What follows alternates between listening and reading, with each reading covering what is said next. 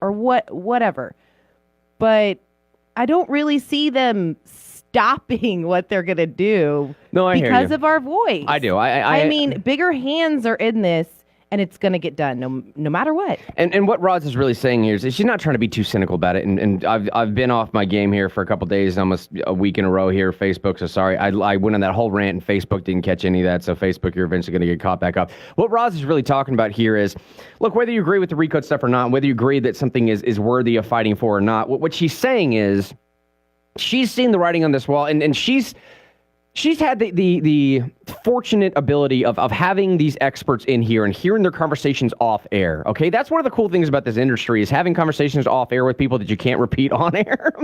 Just take our word for it that what Roz means is some of these people that are in the know realize this has been a very, very long time coming. And it's been a very long time coming with this Recode Knoxville stuff. If you just joined us in Facebook or something else, sorry, I just started this stream. Mr. Henry is back doing it live. That's right. It's been a very long time coming with this Recode stuff. That it's almost to the point now of where it feels like it's a sort of a too little too late type thing. And I'm not getting on the recode stuff today. It's not the reason why I brought this up. The reason why I brought this up is just again to point to the fact that finally this station has made enough of a stink about it that the other major station in town has started talking about it. Now, I got slightly disheartened to think that when they did start talking about it, they brought it up in the context of nobody else has ever talked about this before, and it's one of the biggest things going on. And I'm thinking, bro, we've been on this for 4 months now almost. Everybody, we've been. I didn't even want to do this. This is not on me. This is not a Mr. Henry thing. This is my audience thing. This is a Richard Esparza thing. This is a Roz thing. Booking guest things. This is a JB Recode Michael Stimpy. This is Matt and Facebook. This is Ray. This is a real news audience thing. This is not me. I didn't want to do this. But it's been here for a while. It absolutely has been here for a while. One last time, the only appeal I want to make is, on situations like this, I don't think my audience and the other station's audience would necessarily... No, that's not true. The other station's audience was almost completely on board with where we are. But the other station individually, I don't want to put words in their mouth, but it felt like that coverage last Thursday night was not exactly the same coverage that we give. It wasn't exactly advocating for it, but it certainly wasn't antagonistic against it. It's not going to be. No, it's not. It's not going to be, okay? And exactly. Roz is right. Now, with that being said, I don't care about that. I just felt disheartened that you had to bring it up and say, in somewhat of a disingenuous manner, like nobody else is covering it, knowing that if we wouldn't have covered it, it wouldn't have been brought up on the other larger station in town. But with that being said, I just want to have one situation whereby the little outliers that upset the Matlocks and upset the apple cart of the Recode Knoxville and upset the Burchetts and upset everyone else, but eventually come to the same page of all we're trying to do is get Knoxvillians' voice heard. And I can't tell you how many people I still run across in comment sections that ask, what is Recode? Big question mark. I don't have time to sit here and explain 4 months worth of coverage to you. Go research it a little bit for yourself, but you're asking the right questions. That's all I want from the other station, Roz, is let's just use your collective voice, your audience, which is arguably much larger than ours, and come together and just try and figure something out about this, Recode or otherwise. It's Recode today, but it could be something entirely different tomorrow. That's a solution, though. Yeah. Well, what Roz is saying is that they're not looking for solutions. Right. Yeah. I mean, that's... You're right. No, I mean, you're totally right, but... That's just what I feel. 7, just my opinion. 7:19, hit this break right now, come back with some stuff I've been getting into about the Mueller probe. I'll let you know when I come back. Why can't we be friends? Why can't we? What's up, Facebook?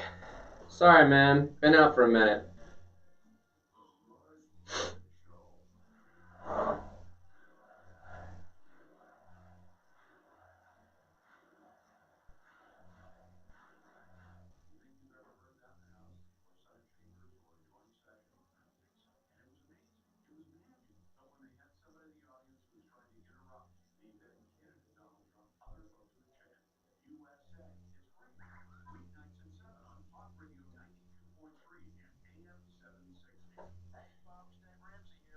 Hi, Dave Ramsey. Wait, what am I coming back with?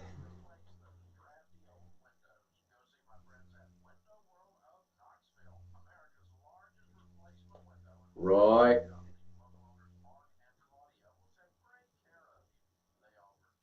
Hey, John. It is sparkly blue. What's up, buddy? How are you doing? I'm all right, man. How about you? So what's your take on why Pelosi says we're not going to go after impeachment because he's not worth it? She knows she doesn't have anything on it.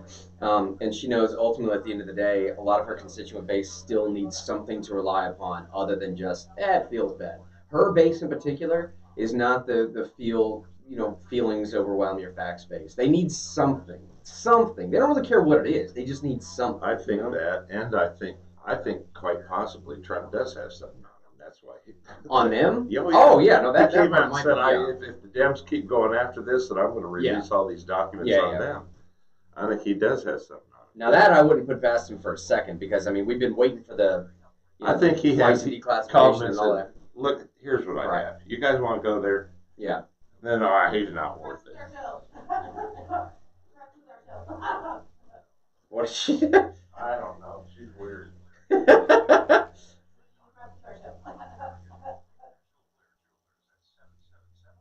Ross is talking that trash back there, y'all. I need my glasses cleaned.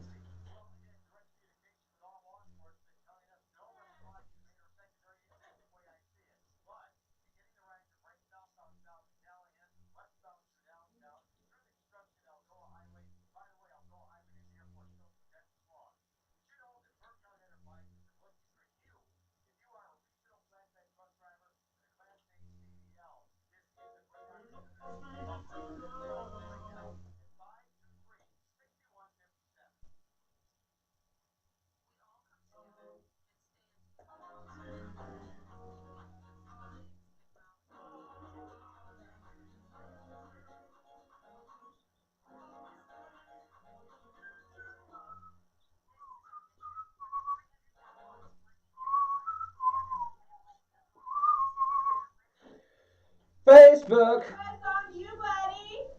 All right. Facebook, I missed y'all. Love y'all. I don't know what I'd do without y'all. Where did my other pin go? Oh, it's over there.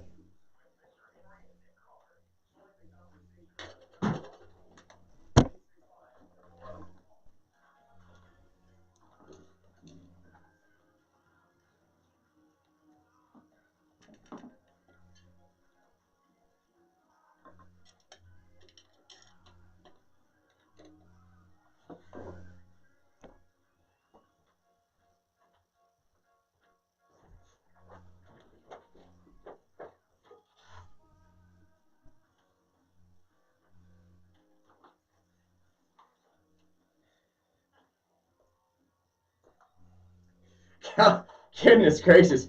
I got way more crunchy than the original. Real fast. I like that one. So do it. Dare in your That's like face. your favorite song. I actually really do like that song. It is a Quite good bit. one. I still remember, I don't remember how young I was, but it was like when YouTube had just become a thing. Or maybe it was, I don't remember what it was. Dinosaurs were what- roaming there. Yeah. So. I just remember the very first time that I saw that music video. I think my brother showed it to me or something, and it took me. And honestly, I was like a solid month or two to believe that was actually Rick Astley singing that Rick Astley I was singing with the Right. pale face redhead. That was Yes. actually and so do I. It was like I no, thought there's this was no like way. a big burly Barry White kind of person, Yeah, you know? right. And yes, I completely get it. I was very shocked when I saw who it actually was. I was very shocked. Anyways, look, let me just do. Come on, cover all of it. Yes, sign me in. Yeah. Anyways, I'm trying to sign in Facebook here. What's that password? I'm going to say it on air. No, I'm not. Actually, I probably wouldn't care if I said my Facebook password on air. Y'all can have at that if you want to. I don't care about that account. Let me just say one more piece of clarification. I don't know who's on the phone, what they want to talk about. I don't mean to disparage anybody else in town. I don't mean to disparage the work that anybody else is doing. I don't mean to disparage the decades worth of stuff that people put into this industry. I mean, God knows that I'm just now starting out this. My gills are as green as they possibly can be. You know what I'm saying? All I know, the only thing that I can really rest my hat on at the end of the day, with as many hats as I have in this studio right now, is one thing in particular. Democrat, Republican, independent, libertarian, black, white, doesn't necessarily matter. All I know is at the end of the day, every single person I've ever spoken to, it's a socialist, Democrat, Republican, constitutionalist, and I've spoken to all of them in this area. Believe me, man, they're socialists in this area. It's not a crazy thing to say. Every single one of them that I've ever spoken to this area, I think what they can all agree upon is that they love the area that they live in. Now, they may want to see it change for better or for worse. They may disagree on that, but at the end of the day, they love the area that they live in. And the thing that they all seemingly agree upon that they hate is they hate to be ignored. And they hate to have their voice not heard. And that's all I'm saying here, man, is in the few opportunities that we do have to coalesce and make our voices heard using the collective microphone space that we all have, why not do that, man? Now, I understand why we can't. I understand there's stuff going on behind the scenes that I can't control, but whatever. Hey, let me say this right here, okay? Politico story.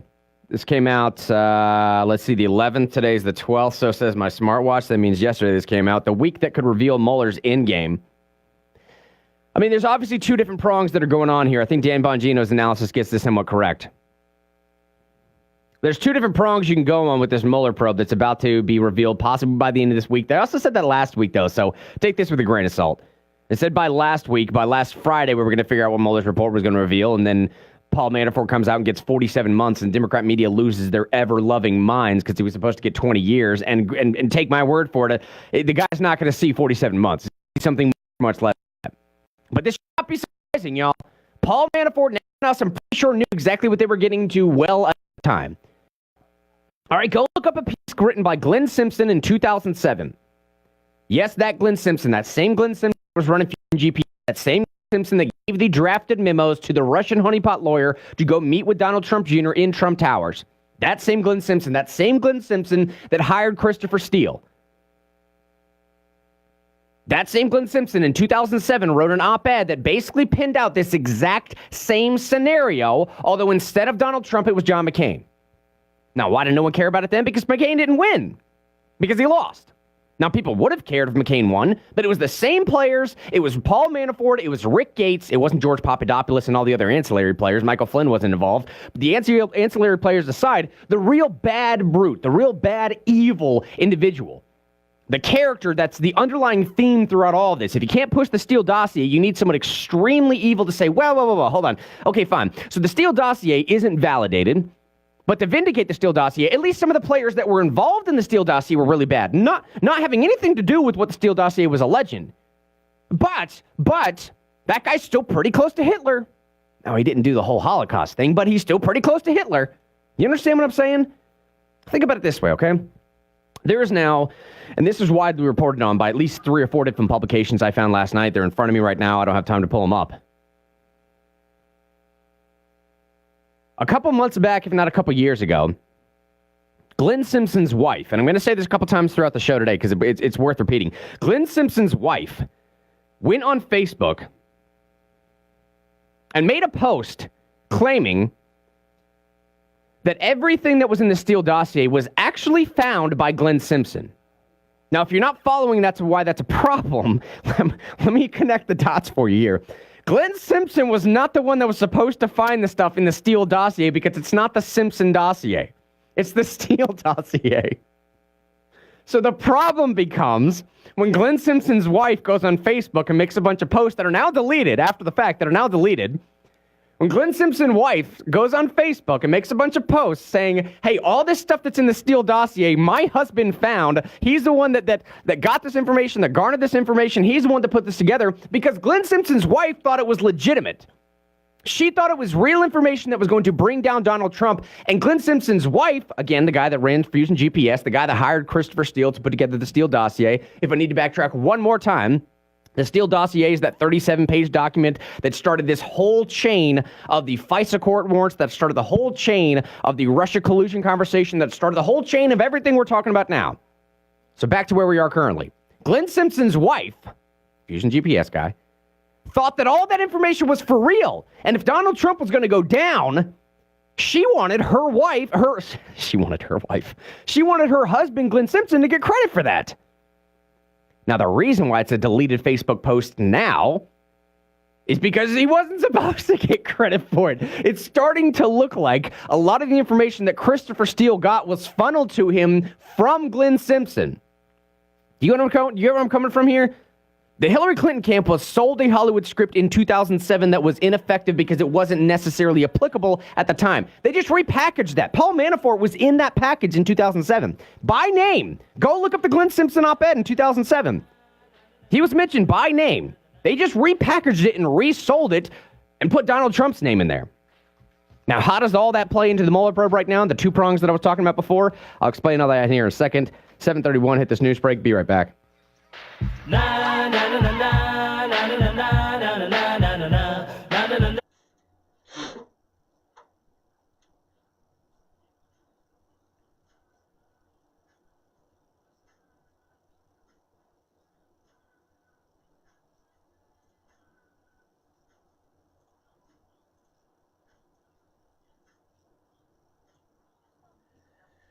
Something, yesterday.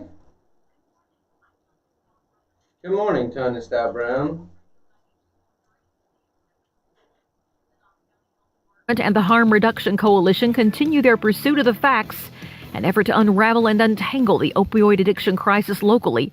The latest report shows naloxone was administered to about 1,500 overdose patients in emergency situations over the course of 1 year. This is the second such report. Some interesting findings since the last one. Naloxone cases have increased the most in emergency patients ages 15 to 19. White males are the ones who receive the overdose treatment the most. This summer, after school's out, a new athletic complex will be created at a local high school campus. It is a Plan B. Knox County Mayor Glenn Jacobs has said it's time to cut our losses. So there won't be a BMX track at South Doyle's old stadium. The budget for a project that was estimated to cost about $700,000 is now 3 times that much, and it's only going to get more costly. Some blame poor planning, some blame drainage issues. Doesn't matter much now because the project's been killed. Are you following the story of the Cott County puppy badly abused with chemical burns? A North Carolina shelter has taken over treatment of the puppy and upon further examination has determined Hope's case is worse than originally thought. A Facebook post from the Asheville shelter says Hope could decline in coming days and is receiving 24-hour-a-day care.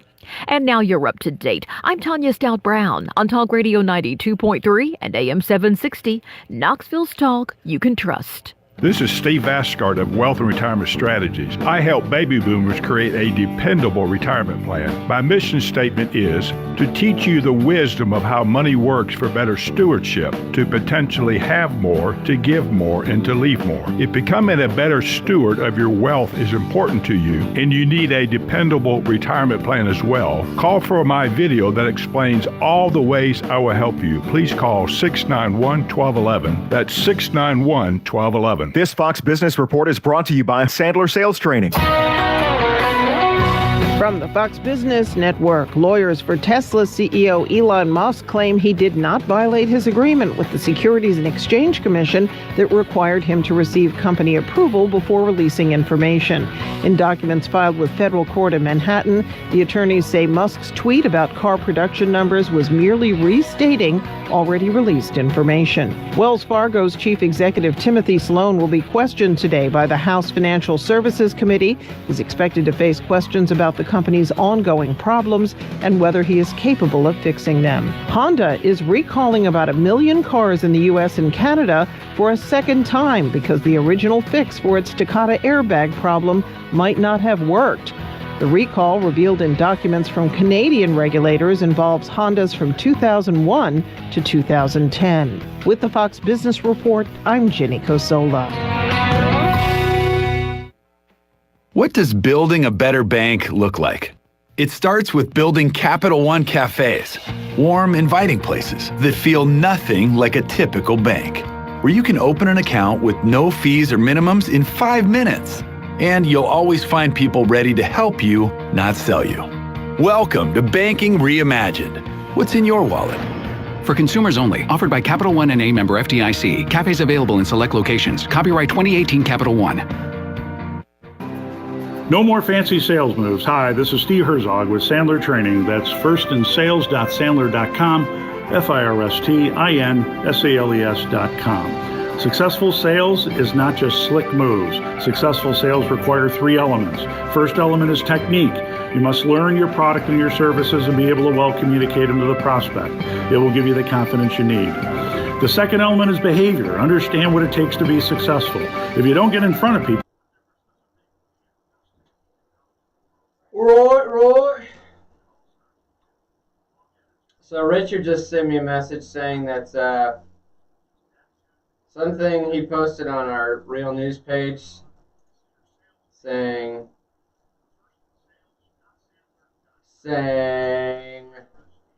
we just confirmed with the Knoxville City Council that recode will in fact ban home-based businesses from having employees at said home. Good Lord. 14,000 people reached? That's crazy.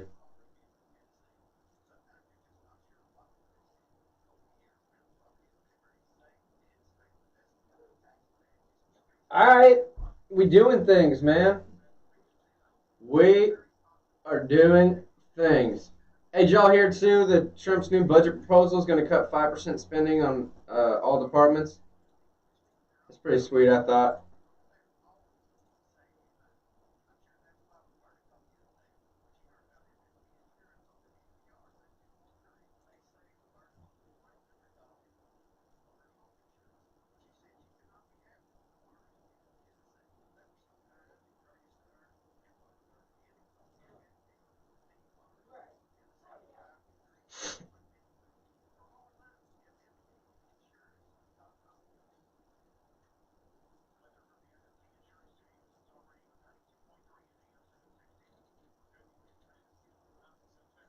You're a very freaky girl.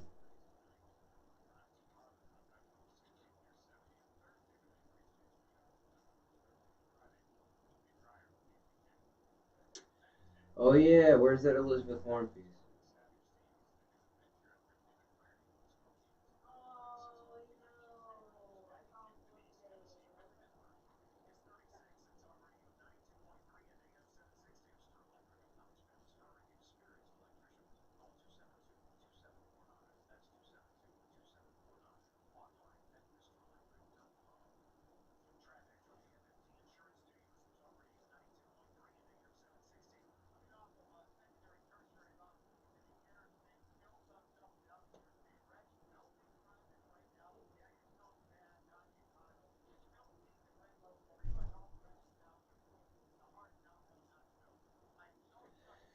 Yeah. Yeah, Facebook. Oh, yeah. Fidel Castro's daughter's coming to Knoxville.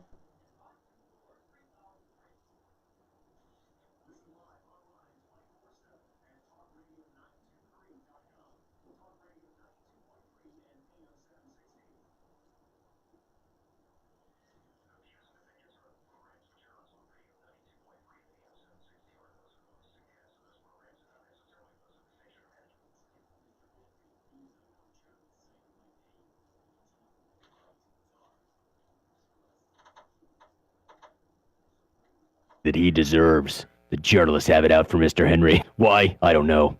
Maybe they're jealous of the beard or something. I'm gonna keep growing it long. And one day, I'm gonna train my beard to fight against you. Fight for justice.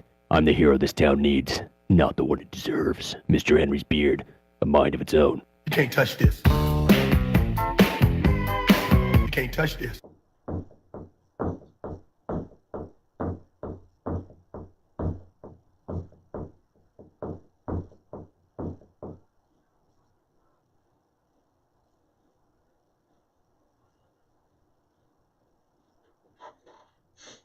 $7:39 in the morning. Welcome back to Real News, ladies and gentlemen. Hey, before I get back into this whole Mueller story, the headline from Politico, the week that could reveal Mueller's endgame. I went through that whole backup thing of a little bit of backtracking. Glenn Simpson, Fusion GPS guy, talking about in 2007 who the players were. This is just a repackaged Hollywood script they sold to first John McCain and then Hillary Clinton. And it's interesting, too. You're talking about the John McCain connection.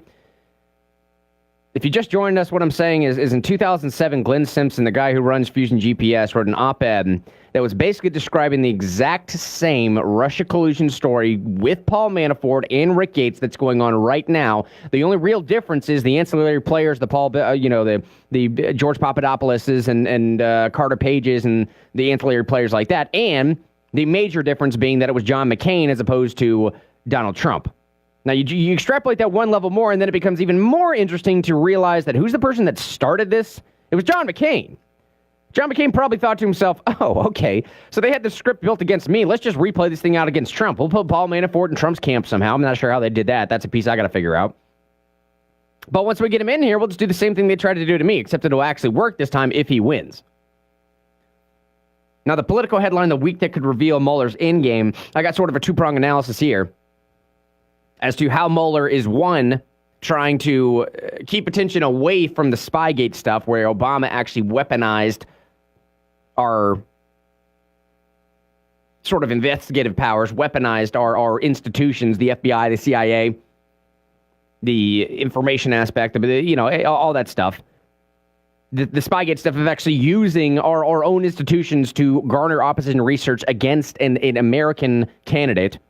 And two, trying to save the FBI's reputation. He's trying to vindicate the Steele dossier. Those are the two prongs I'm going on. Before I get more into that, though, let me go to Ray's call here on the Crown Plaza call number. By the way, if you have an opinion on anything we're talking about today, 865-888-TALK. That's 865-888-8255. Ray, what's on your mind this morning, buddy? Good morning, Mr. Henry. First thing is on my mind is welcome back, sir. Thank you, man. Yes, I hope you're feeling a lot better. You know you had the blessings to do whatever you needed to do. Oh, I know. Everybody is just we're on the edge of our seat for you. We want to know that you're doing good. I appreciate that, man.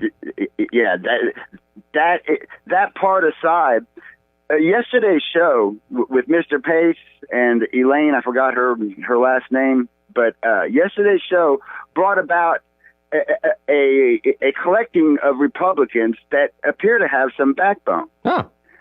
And is that something that's happened nationally, that we're actually seeing Republicans that standing up for the principles that Republicans voted them in to do? Yeah, because I do think it's something that started nationally, man. And I don't know if this guy named Kenny or Cody or I always forget this guy's name that called me at the show one day and saying, look, I think it's high time that we do at a national level, at a local level. It was already done nationally. The whole thing that Trump pushed during the 2016 campaign of having this wave of populism. Right now, we're comfortable with that at a national level. Okay, we're so comfortable with it that we might as well start doing it at a local level too, and just be honest about what our opinions are. Yes. And to have this game played out on a national level, I really do believe it's going to play in the favor of independents also, because we actually have something to bounce ideas against, that we have a Republican Party that is willing to stand up and say something for us. And to have that kind of party come back, what the future holds for the nation and Knoxville is prosperity. And if people does not, I can't understand how can you go around as a limp butter stick and think that people are going to firm up with you. You're not. All you're doing is you're buttering over the rest of the population with ideas that don't work, and we can see that in the Democrat platform today. That their ideas, that their structure of government is falling apart everywhere. And it just, I find it very exciting that you're back, that Mr. Pace is the chairman for the Republican National Party here in Tennessee. That was very refreshing to hear yesterday. Yeah. And I am so glad you're back to tell us this. Oh, I appreciate that, man. And you had a couple choice words there, and I don't know if you specifically meant to mention it this way or just sort of serendipitously fell upon it, but you said we have independence to bounce this idea off of, right? And I Yes. think that's correct. Unfortunately, man, I'm not sure how many Democrats are going to be left at the end of this whole Alexander Cortez sweep, and Bernie Sanders came out yesterday and made a public statement saying all Alexander Cortez and Elizabeth Warren and Kamala Harris, all they're doing is just repeating the same stuff I said in 2016, which is technically true. It is. Right. But if Bernie Sanders is drawing attention now to the fact that, hey, you guys are just saying what I said in 2016, but you're going one step more. If Bernie Sanders is calling you a progressive, we have a little bit of a problem, dude. And it's not just national, okay? Think about this. We just said something of taking Trump's version of populism at a national level and making it more localized. Buddy, you got to realize they're doing the same thing on the other side. Get this, okay? I just had this sent to me from Richard Esparza, one of our producers here yesterday. This is the calendar for the University of Tennessee, Knoxville. Elena Fernandez. If you don't know who Elena Fernandez is, that's the daughter of Fidel Castro. She is now invited to the University of Tennessee's campus on March 12th at 7 p.m. to give a lecture or a speech or a topic on something, I suppose, advocating for full-on Marxist-Leninism? I don't know. I'm not sure how she feels about this. But if we're having the daughter of Fidel Castro coming out here, an individual who openly said, maybe not during the first year of his reign, but by the second year, 18 months within Fidel Castro's reign, he was an open, admitted Marxist-Leninist. He said as much. I'm not exactly sure that's the type of ideology I want to be accepting on our campus. So it's being hit from both sides, man. Back to what you said, we may have to start with the independents and then weed out which Democrats are legitimate Democrats and which ones are just full-on Marxists. Yes, and it's a movement, Mr. Henry. This is not something that is brought about because some politician said something. This is what people are feeling, and they really got to get it right because it's our nation. And then if you further boil it down to our local politics, it's our hometown. And if we don't have a backbone to stand up for what we want, there's nothing left for us. Absolutely nothing that we could hope on. And to go on to what the Democrats are doing, it leaves me flabbergasted to believe that somebody could be that limp and still hold office. I hear you. There's no talking points you could bring up with them. It's just arguments with family members. Actually, there's no commonality, man. You're speaking two different languages, and as much as I plead and beg an individual that considers themselves like, look, bro, I was listening. I was specifically because I thought I was going to cover this story today. I thought to myself, like, okay, I better get on a decent page as to what Fidel Castro actually was. I have a pretty decent conception, but let's make sure I'm not wrong. So I went to BBC, I went to Vox, I went to a few others. I probably watched almost 2 hours worth of documentary when I was on my way to sleep last night, just to make sure I knew exactly what's going on with this Fidel Castro guy. Okay, he started out saying. The issue, Shine's saying the issue is the revolution. Exactly. Fidel Castro started out saying before he came in power, all I really want is a representative democracy. And I'm fighting for, quote, social justice. His words, not mine. His words. Within 18 months of gaining power, he had opened, now granted because he was in with the Soviets at the time, maybe he was forced or coerced to make this statement. I don't necessarily care how he got there. But within 18 months into power, he was full on admitting that he was a straight up Marxist. I mean, he was putting people in jail, was killing folks, man. I'm just saying, the slow progression is not exactly a slow progression in Cuba. It might be one here, but when we're talking now about democratic socialism and social justice, bro, it's the same stuff Fidel Castro was saying, and then within a couple months, he was saying, nah, let's just go ahead and be Marxist, man. Like, why not? Why not? I don't want that here. I don't want to have that conversation here. And back to what you said before, when I have a conversation with a Democrat socialist, it's like we're speaking two different languages, but we're both speaking English. We're just talking past each other. Yes. This conversation is boiling up out of WETR, and I love it. I love the backbone that you bring, Mr. Henry, because it's something we could build off of. Yeah, I hear you, Ray. I always appreciate hearing from you, buddy. Thanks for the kind words this morning, man. We'll talk to you soon. You got it, Mr. Henry. Bye. Hey, let's hit this break, 7:49 in the morning. Come back. I might let you know a little bit about what this lady's going to be speaking about here on March 12th. Maybe I shouldn't even get into that. Who knows? We'll get some feedback from the audience on this. A little bit more real news when we return. Be right back. What do y'all think about that Facebook? Castro's daughter coming to speak?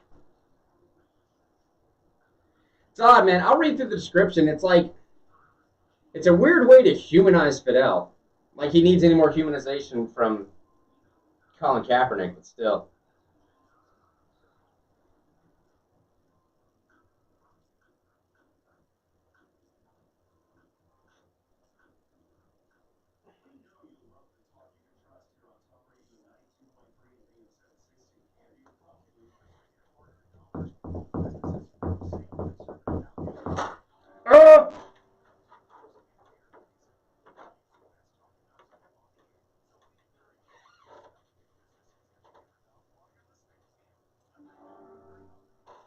Of course, Terry, collusion. The president said there was no collusion, there was no collusion. There are hints that that's certainly what Mueller may have been looking at.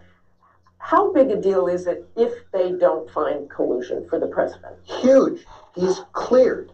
If Robert Mueller comes back, Mueller became a folk hero in the United States. Even if he finds all sorts of things. Sure. No, but the central and most serious question in this investigation, the reason Robert Mueller started it, is did the current president of the United States assist the Kremlin in an attack on our democracy? And if Mueller, after 2 years, comes back and says, I don't have the evidence to support that charge, that's a reckoning. That's a reckoning for progressives and Democrats who hoped that Mueller would essentially erase the 2016 election. It's a reckoning for the media. It's a reckoning around the country if, in fact, after all this time, there was no collusion. Pierre? Well, the fact is, if you look at all the chart.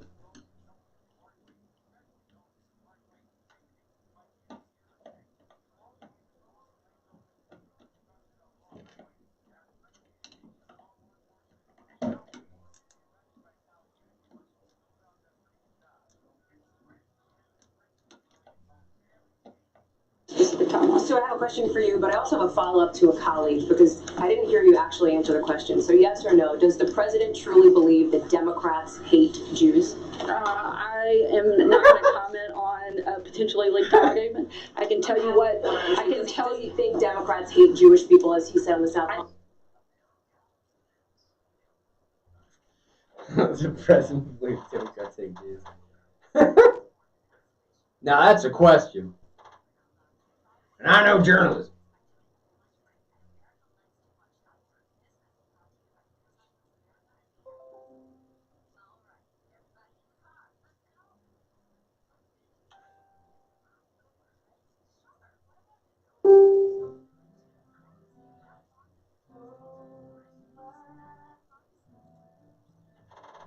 Only for a moment, and the moment's given.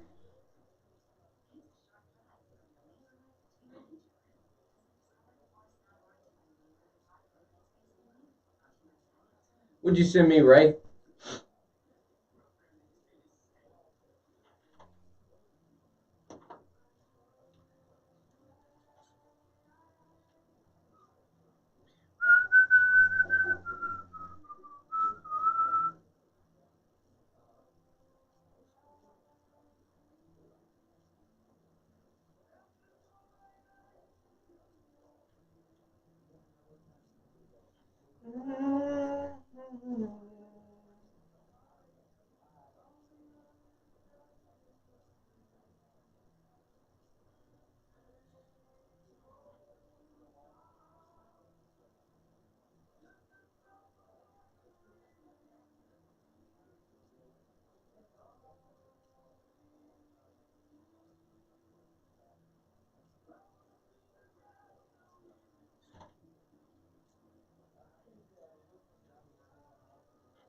Hey, welcome back. It's 7:53 in the morning. That's what time it is. You're my boy, Blue. You're my boy. You're my boy, Blue. That's awesome.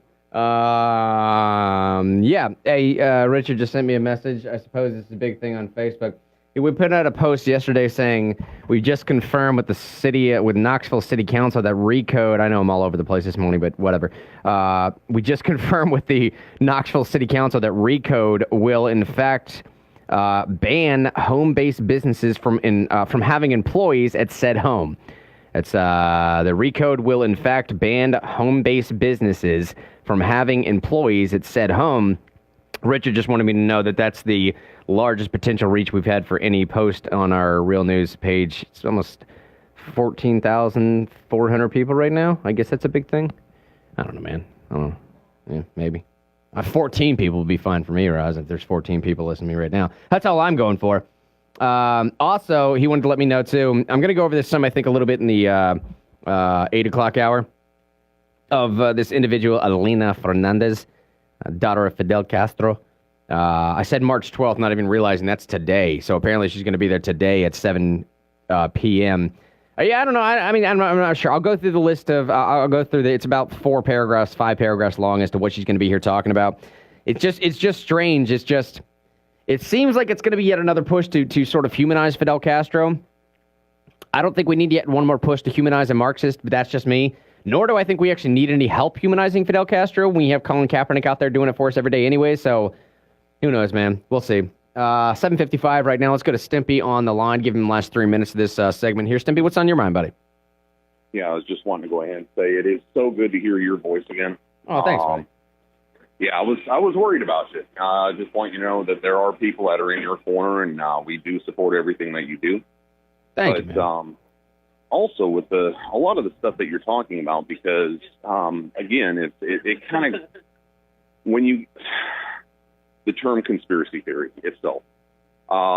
Whenever you hear those words, a lot of people just want to think that this is the chaos, the crazy that a lot of people think. And right now, especially when you look at the happenings on the media when it comes down to just all of this with the lawsuits and everything else that you were talking about this morning, well, this is generally how it operates, just because you did a very good bit of work when it came down to the bill Mr. Green actually wrote last year. And it passed, what was it, October, about eliminating the knowledge of the citizens here in Knoxville. Right.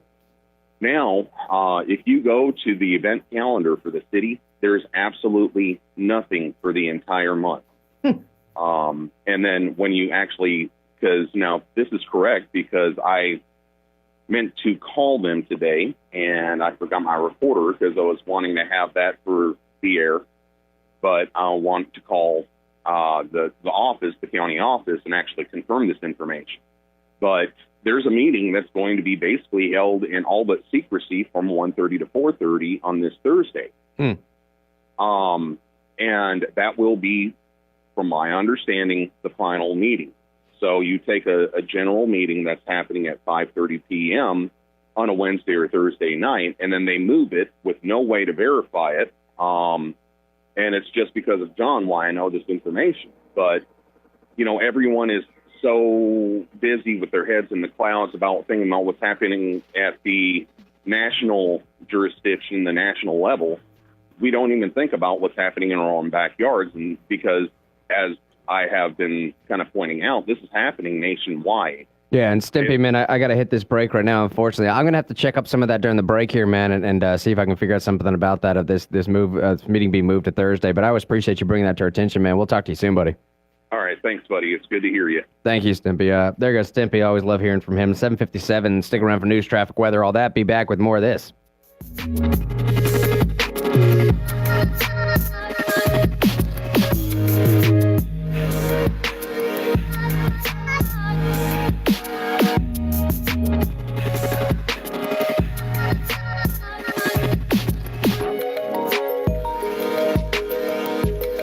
Glenn Beck. Once AI has access to all phone calls, you worry about the NSA? There's not enough time to listen to all phone calls and read all text. With AI, it can calculate and listen and do everything that man cannot do. The Bill of Rights has never...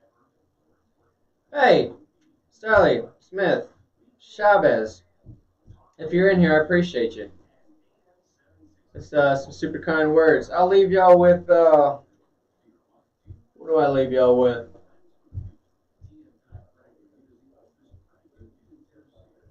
Oh.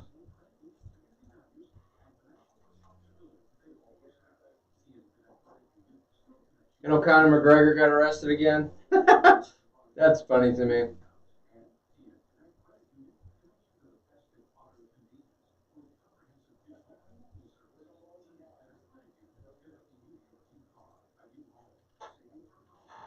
President Trump declared a, quote, national emergency concerning the southern border of the United States under the National Emergencies Act. And, you know, my colleagues wanted to talk about the southern... 8. Peterson gained national notoriety in the fall of 2000. There shouldn't be laws forcing people to use specific language. I can envision a student or a colleague insisting that I call them using gender-neutral pronouns, je or je, I think it is. I'm not doing that. I'm not doing that. Peterson called it freedom of speech. Critics called it transphobia, and protests ensued. But then on YouTube, he's a star. His lecture topics range from personality to advice for young men. And the videos have scored more than 36 million views. He's huge on Twitter with 365,000 followers. And on the crowdfunding site Patreon, he hauls in $65,000 a month. Could be as much as $750,000 annually. Joining me is U of T professor Jordan Peterson. He's got a new book out called 12 Rules for Life, an Antidote to Chaos. So, Professor Peterson, you must be exhausted. You've been giving all these speeches and sold out performances, and it's quite something. Are you? It's crazy. How do you explain what's going on? You're now called Canada's most powerful intellectual. How do I explain it? Yeah, what's behind this? What are the forces that have made you so popular? I tell archetypal stories. I think that's it.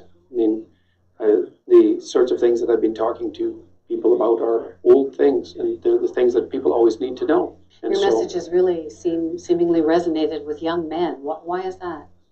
Well, because young men have been fed a diet of, on the one hand, let's say, rights and impulsive freedom for 50 years, but rights aren't as useful with regards to establishing what's meaningful in your life as a responsibility.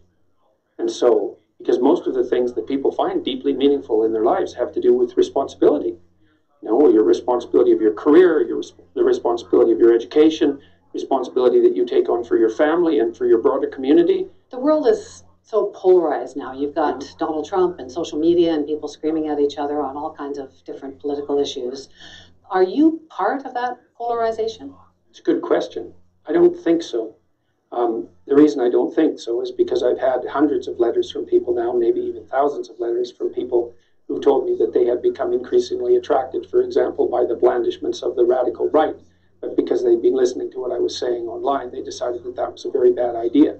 And I don't like right-wing identitarians. I think they play the same game as the radical leftists, which is identity politics. They just play a different version of it. But I'm no fan of the radical right. I've been lecturing about the dangers of Nazi totalitarianism, for example, for almost 3 decades. It's been a major part of my life's work to inoculate people against the attraction of that sort of thing. After you're speaking out against the federal bill, C-16, and gender pronouns and so on, the federal government cut your funding for research. Rebel Media came in and did a crowdfunding project for you, raised about $200,000. After Charlottesville and the riots, the protests there, many people cut ties with Rebel Media, including the conservative leader Andrew Scheer, saying that it could be seen as giving hate groups a platform. You still go on there, so I'm wondering, why do you go on Rebel Media after Charlottesville? You don't think we should talk to people on the right? So that's why? I talk to people who want to talk to me, generally speaking. You know, I'm trying to be careful about it, but I don't see any reason not to talk to people who are on the right. I talk to people who are on the left when they want to talk, which is very, very rarely. I've read a lot of what you've posted in the last year or so. In fact, you're very careful about saying, please be less radical. So then there's a real question there, is given that you've encountered the material I have, why do you think that all these accusations be leveled at me? Well, I don't know. That's what I find so curious, because convenient. Because I also found this picture of you with behind the pet. That is that you? I mean, it's you. But I mean, that's an actual photo of you. You did that. Yeah. So this is the Pepe flag, which I'm sure you know is seen by the left as a hate symbol, the left sees all sorts of things as hate symbols. But it's used by the extreme right as a way of spreading messages. It's seen as an alt-right symbol. This is an alt-right hand symbol, and here you are. It's mostly used by young. The left sees all sorts of things as hate symbols. But it's used by the extreme right as a way of spreading messages. It's seen as an alt-right symbol. This is an alt-right hand symbol, and here you are. It's mostly used by young men who are poking and causing trouble on social media. That's mostly what it's used for. You're supposed to be anti-chaos and anti-provocation. I'm just wondering why you would choose to be in this photo. Well, I've probably had my photo taken with 5,000 or 6,000 people in the last No, but this year, is with the Pepe flag. I understand. I mean, you know that this is now seen as a symbol for the alt. I did a video online called "The Metaphysics of Pepe" with Jonathan Pageau, who's an Orthodox carver of icons. And if people are interested in my views on what's happening with this particular symbol and why it's occurring, then there's a 2-hour discussion about that. Richard Spencer wears he's a white supremacist. He wears the Pepe symbol. It's become adopted, I'm sure you know this, by the far right. And here you are holding up a flag like it's a joke. So I just wonder if it could be misinterpreted by people that you're trying to send a message that at base school Well, and the elementary school? I think it has been misinterpreted. I didn't know when it was happening. I mean, it's hard. I don't know what you mean exactly. There were a lot of people lined up. They were doing a lot of things. This was one of the things. It took about 30 seconds. I would also say it's the one thing, well, it's the one thing that has been photographed that the left in particular has been using against me for the last year. But it was just happenstance more than anything else. Do you know, most of the people who are using this sort of symbol are using it in a deeply satirical way. Now, the fact that the far right has decided that it's a what a So Ray was saying, I thought he was going to tell you on air, but he said, "Can you tell Mr. Henry that there is no other radio show in Knoxville but yours that's giving the news?" All right. Yeah, I guess that's true. Actually in the arena. You know what? I've heard people call, and I kind of like it, the era that we're in, the post-truth kind of era. And lately there's been a lot of coverage in the real news about the growing and booming business of creating fake news. Well, I don't know. Maybe he was watching CNN fake news. What do you think? You are fake news. Sir, go ahead. Let us return to the fight. This battle is fought.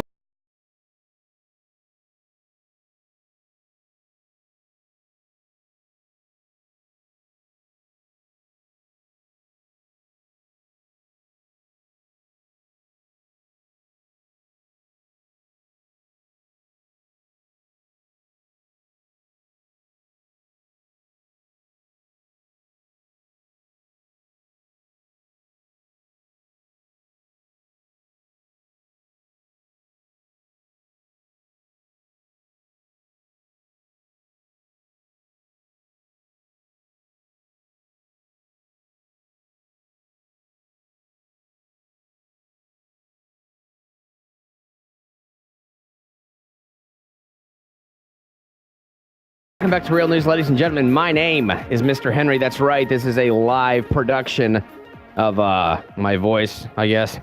I don't know, it's been a couple days since I've been back, Roz. What do you do? Hey, Crump, let's call number 865-888-TALK. It's 865-888-8255. If you just joined us, let me catch this back up for the first hour. I don't exactly even know what we spoke about for the first hour. It's kind of all over the place. I was in and out of this Politico story, the week that could reveal Mueller's endgame. I'm going to finish that out here in just a second. We spoke a little bit about the recode Knoxville stuff, about let's just put it this way. It's now become an issue that apparently a lot of people are talking about instead of just one station in particular. It seems like other stations have picked up on this. Maybe not the same vein as us, but it was at least nice to see that the audience members across the board, regardless of what station you listen to, are all seemingly on the same page about what this recode Knoxville issue is. We had Stimpy call in and say something to the effect of, he got word from somebody, I missed there who he said he got that word from, but said, what'd you say? Admiral. John? Mm-hmm. Oh, ours? Yes. Oh, so our John Adams saying? Yes. Oh, okay, that makes sense. So, yeah, saying that they moved a meeting to Thursday, apparently this sort of behind closed doors, if you will, at around, what do you say, 1:30 or something like that? Is that right? It's 1:30 to 4:30. 1:30. And this is not open to the public? I'm not sure, but if it is, that's a very inconvenient time. Yeah, exactly. Yeah, it's super inconvenient time. Matt says in Facebook, where'd he go? Saying something to the effect of, yeah, I told you they were going to be hiding these meetings. Yeah, there you go. Yeah, told you they would hide. Going on to say, yeah, next they'll hide them in federal buildings. I'll let the audience know that one of our most viewed posts on Real News page is something to the effect of, we now have word from Knoxville city council members that's, hang on here, let me pull this back up again. Yeah, just confirm with Knoxville City Council that recode will in fact ban home-based businesses from having employees at said home. Now, a question on Facebook came up, so wait, what does that mean? This is what Kelly's saying. What does that mean? If you work from home, only you are allowed to work out of your home? And I suppose Richard responded back saying, yes, Kelly, you can have to UT today at 7 p.m.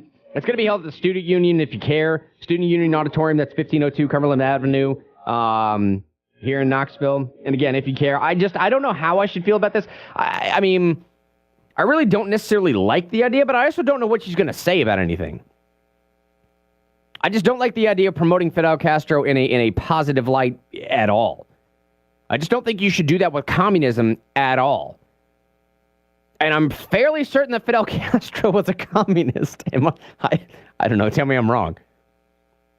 Here we go. Here's the description. Tell me what you think about this. 865-888-TALK, 865-888-8255. That's 865-888-8255. That's a Crown Plaza call number. Tell me what you think about Fidel Castro's daughter coming to UT and just letting us know a little bit more about Fidel Castro. I think I figured out everything I need to know about Fidel Castro.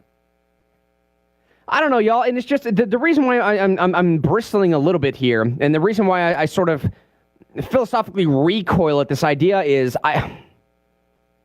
we're already having open conversations about this democratic socialist idea, and I just don't think we should couple that with full-on conversations of accepting communism.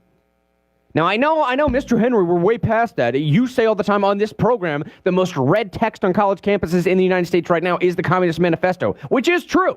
I just don't think you need to pile on top of that.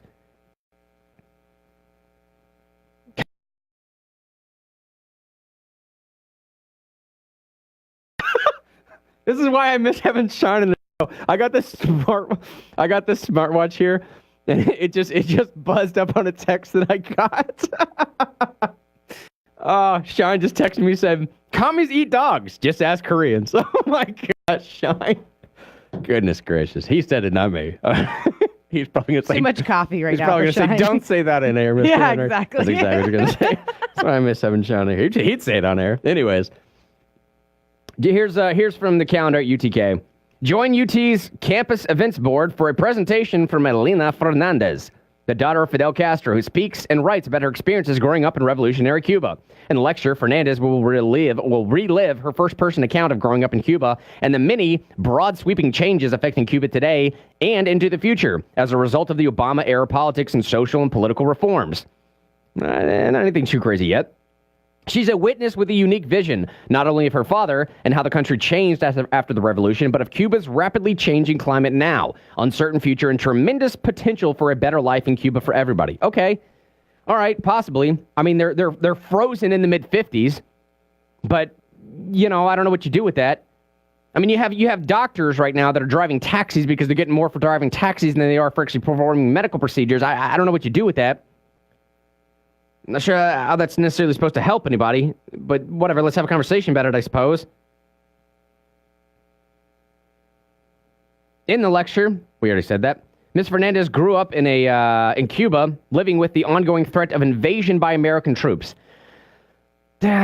Sort of, no, not really. I mean, I get what you're saying, but I mean, maybe with the ongoing threat of your own rebels rising up against you, yes, of which we funded, yes, of which we provided an army. Okay, fine, sure, let's move past that quickly. Through her insight as one of Cuban elite, wow, that was loud.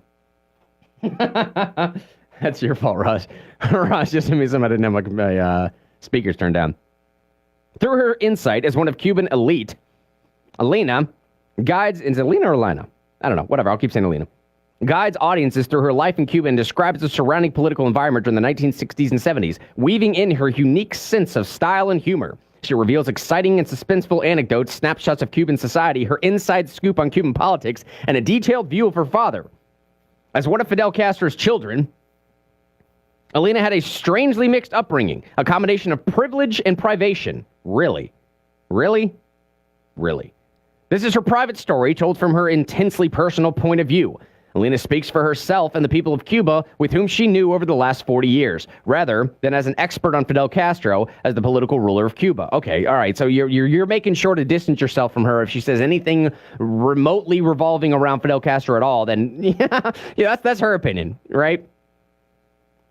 She was just a toddler when Castro overthrew government during the 1950 Cuban Revolution. She saw Fidel Castro on the television screen and then in her living room, as Castro would frequently visit her at night. She played tirelessly with him until dawn. Then he would disappear for months at a time. She grew up and opened her eyes to the political climate in Cuba. She became rebellious, and in the 80s became a part of the political dissident movement on the island. By 1993, she was forced to flee Cuba, which she accomplished by mastering the art of disguise. Today, she resides in the United States. So I don't know. You know what I mean? Like that last paragraph there saying, okay, maybe she woke up to the realization that Marxism was not exactly the best thing in the world. She fled in the 80s because she had to master the art of disguise. Maybe that's going to come up. Maybe that's worth going to see. I don't know. I just don't know how to take the University of Tennessee at this point. I really don't. I mean, did anybody hear about this story? I'm looking at Facebook right now. Right. Get yourself suspended from Facebook again. Anyways, anybody else hear this story about University of Tennessee students when they had this what was the basketball game going on or something to that effect, and the students staged a walkout because some kids on campus did blackface or something? I mean, I don't know. I mean, I don't know. I'm not saying that's good or bad. I'm not advocating for that. I'm not condoning or condemning that position. I'm not doing anything right now. I'm just trying to follow where UT is coming from. I don't know where they're coming from. Because it seems like the university pushes so hard to be progressive, and they get so much pushback from the community at large. I remember what was the department? Somebody around here locally should be able to tell me here in just a second. The department, for a second, that tried to get the Z and Zay and the Zai and I don't know, whatever the weird pronouns were that just don't make sense, or at least at a minimum, we're trying to push for they and referring to someone in the singular, which becomes insanely confusing if you're thinking they is more than one person. No, it's just they, that person, right? I mean, and then they got so much pushback because it was a publicly funded university and they didn't want to fund that stuff. And then we had the whole issue when Mr. Crawford was still in the program talking about the transgender individual that was going through a sorority. And they wanted to make it well known for everybody that this was a transgender individual. And I kept saying, why make it such an issue about the transgender individual? If you wouldn't have said anything, it probably wouldn't have been an issue to begin with. I mean, maybe it would have, I don't know.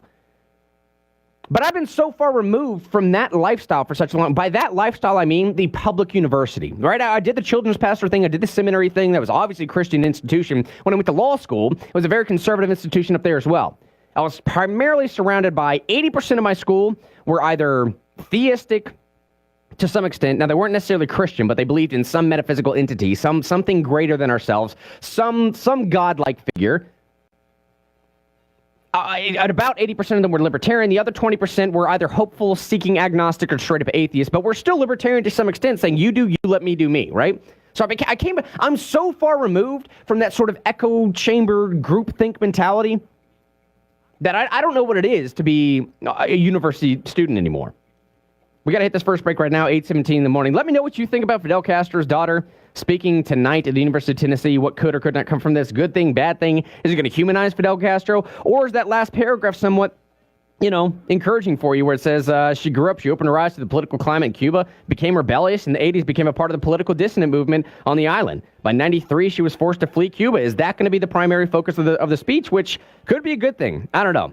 We'll see when we come back. Probably going to finish out this Mueller piece here and also go to a clip from ABC's, Terry Moran, or Moran, however you pronounce his name, saying that, look, the Democrats are facing a full-on reckoning if Mueller finds no collusion, which I think is absolutely correct. 8:18 now. Be right back. They call me Cuba Pete. I'm the king of a rumba beat. Shine, what are you sending me?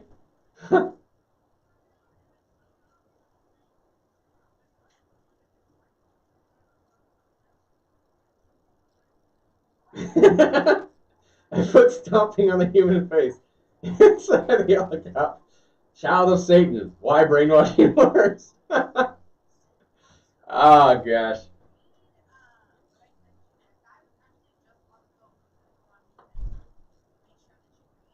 That article, or a good part of it, before he comes on and talks. And he says he listens to us every morning. Hang on. The thing you just sent me? That was him. That article is about him. It's about him? Yes. Oh, geez. Cuban sailed across the sea and into the U.S. Navy. Was that Alfredo? Yeah, 25 years ago. Alfredo Guerra? Yeah. Guerra? You think that's what he said? Yeah, probably. Sure. He's really cool. He just dropped off. I don't know where he went. Oh, geez. Once in the water, they raised a mast, caught a breeze with their sail. I'll read it for Facebook so they can hear. Is the fact that a lot of people... Apparently this guy just called in. This article's written about. Under cover of darkness, Alfredo Guerra, two other men carried a 6-foot rubber raft down a rocky ledge and dropped it into the Caribbean Sea. They loaded it with canned meat, crackers, and 27 liters of water. Once in the water, they raised a mast, caught a breeze with their sail, and bobbed out to sea, using a paddle to steer. Searchlights swept over the craft as it silently sailed in the Cuban night. Destination, Florida. about 90 miles away. It was a trip that would also lead to a career in the U.S. Navy. Huh. So Guerra. Is that how you pronounce it? Guerra? Guerra? I think that's right.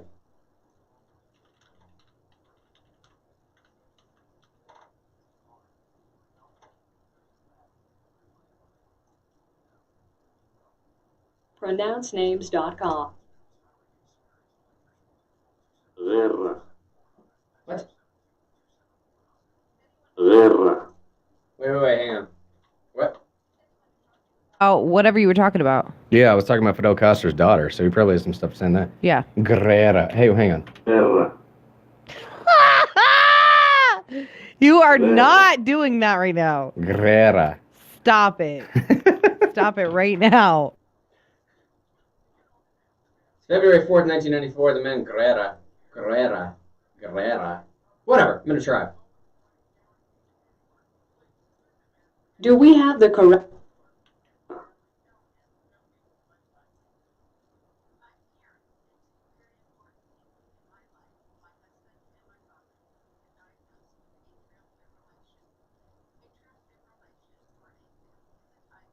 Guerra. See, that sounds more right. Guerra. I'll wing it. Guerra, who was 20 at the time, his brother-in-law, Roberto Diaz, and some guy named Michael. Is that right? That's a funny sentence. And some guy named Michael. Figured they had enough food and water for 2 weeks. My brother and I were all, Guerra said.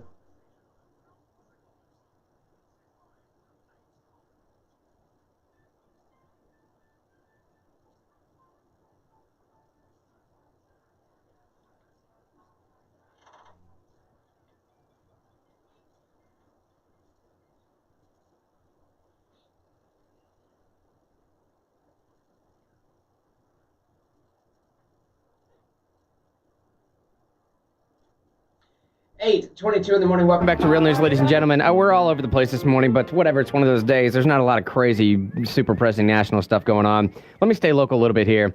We just had a really awesome call. An individual named Alfredo Guerra call in and send Roz this article, stripes.com. And we're bringing this up again because Fidel Castro's daughter is meant to be speaking. I don't know how many kids Fidel Castro has. I know he has a son for sure from his first marriage. Obviously, he has this daughter. I don't know how many of the kids. He might not know. He might not know. That's true too, Roz. Yeah, that's that's what dictators do, right? There's that lineage. You know what I mean? Anyways, Fidel Castro's daughter, one of, I suppose, is going to be speaking at University of Tennessee tonight. And Alfredo Guerra sent us this article here. Cuban sailed across the sea and into the U.S. Navy. Stripes.com. This individual just called. So, Alfredo, if you're listening, man, I'd love to hear from you. And I haven't read through this yet, so we're going to do this on air and see what it was talking about. He sent this because I suppose we were talking about Fidel Castro and we were talking about his daughter, and he just wanted us to know his perspective. Under cover of darkness, Alfredo Guerra and 2 other men carried a 6-foot rubber raft down a rocky ledge and dropped it into the Caribbean Sea. They loaded it with canned meat, crackers, and 27 liters of water. Once in the water, they raised a mast, caught a breeze with their sail, and bobbed out to sea. Used a paddle to steer. Searchlights swept over the craft as it silently sailed into the Cuban night. Destination, Florida, about 90 miles away. It was a trip that would also lead to a career in the U.S. Navy, though Guerra at the time did not know it.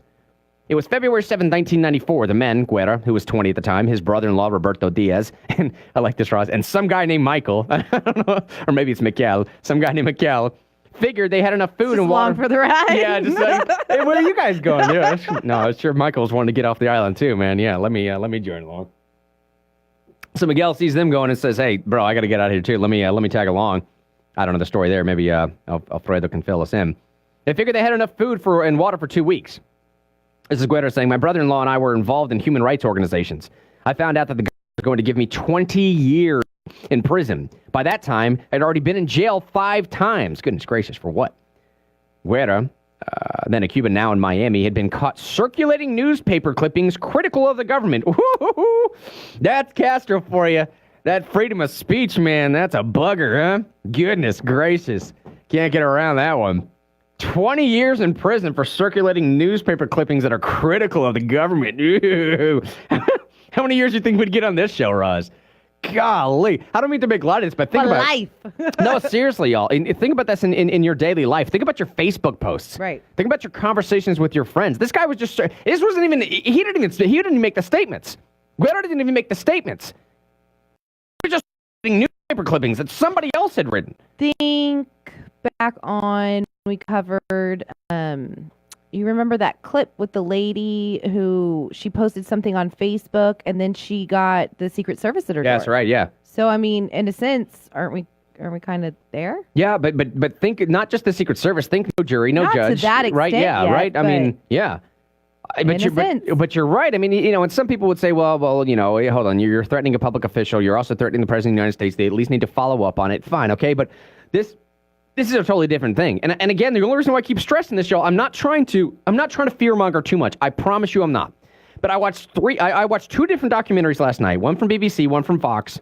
Not Fox, Vox, VOX, which I actually used to like Vox when they first started. Them and Vice actually were pretty decent when they first started, and then something went askew.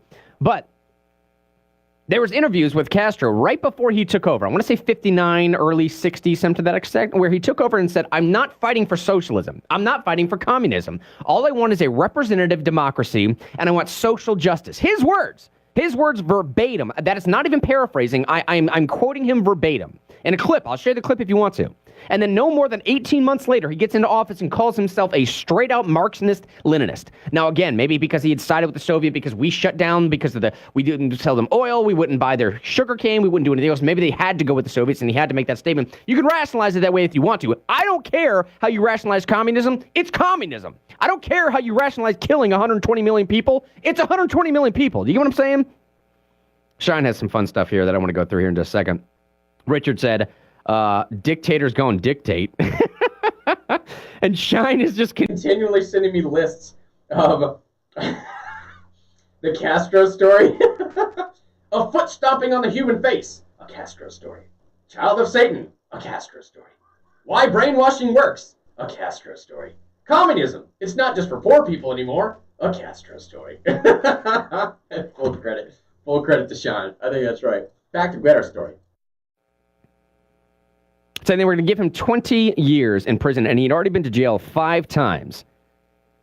5 times for doing nothing more than being caught circulating newspaper clippings that were critical of the government, among other subversive activities. Yeah, that's a pretty subversive activity, y'all. And I'm not trying to be too doom and gloom. I'm not trying to fearmonger too much, but at the same time, we're not.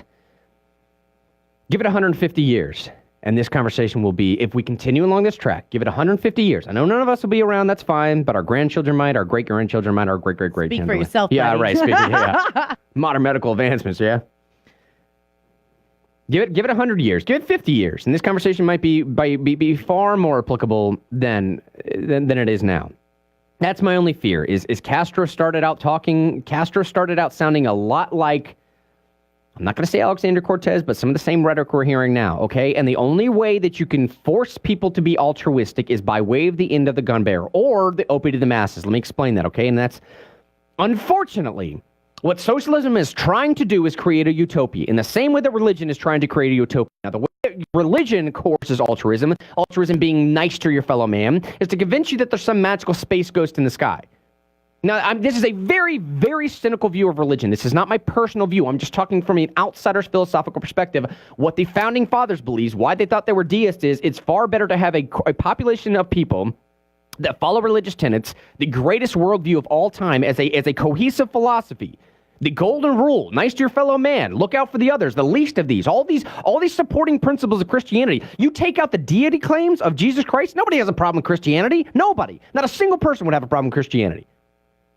All right, fine, you can deal with the homosexuality stuff. We'll get into the nuance of that, fine. But if you can't coerce someone by way of religion, then you have to coerce someone into altruism by way of the end of the gun barrel. And that's simply how it happens. You start off with socialism and this sort of collective mentality, and then when some people want to fight back, you just say, give it to me. Give it to me. Look what happened to Cuba. The first people that left Cuba were the middle class, because they were the people, and they have interviews. The first people that left Cuba were the middle class, saying, like, I was a manager of a sugarcane production facility, a plant, and they took my plant from me. They just straight took my plant from me. I have nothing left to live for. So I came to America. Back to Guerra's story here as we get into this break.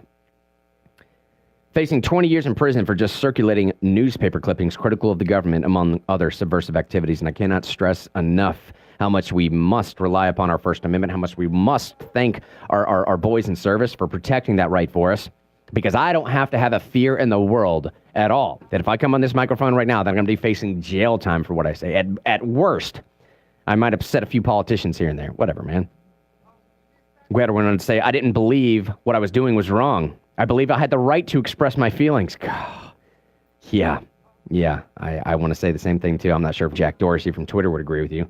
I don't know how Mark Zuckerberg would feel about this. You get what I'm saying, y'all? Do you see what I'm saying? We're not talking about government institutions here, but what I am saying is Amazon might arguably be as powerful. They don't have the army yet. But what Amazon is information they have privy to, or are privy to, is you know, dude, Amazon, Facebook, all this stuff, this coalescence, this collection of technology and stuff, that is the new marker. That is the new paradigm. That is the new shift into what society is going to become. And they have complete control over that. I believed I had the right to express my feelings, but Facebook didn't believe so. I believe I have the right to express my feelings, but Jack Dorsey doesn't agree with me. And now you're wondering why I read this headline right now.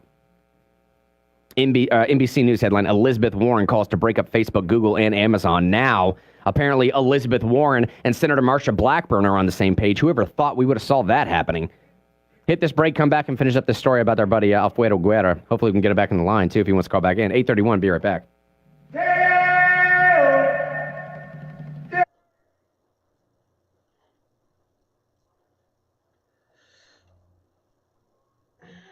Oh man, y'all are crazy in the Facebook section. Crazy! I'm not even reading any of this.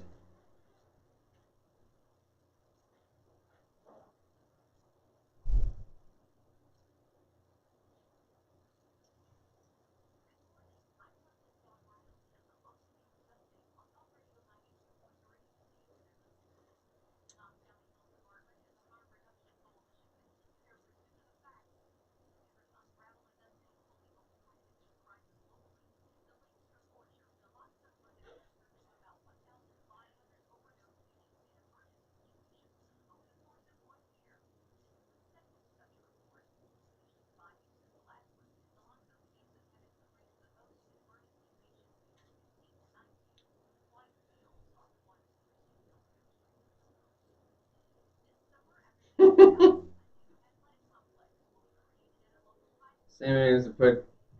Yeah, exactly. That's true work. You right, bro.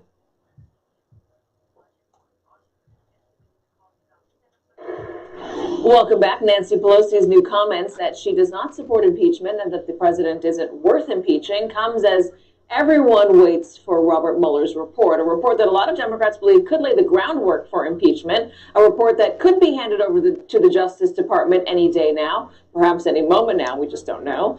As Politico reports, this week could reveal Mueller's endgame. There's going to be action in cases involving Roger Stone, Michael Flynn, Rick Gates, and Paul Manafort.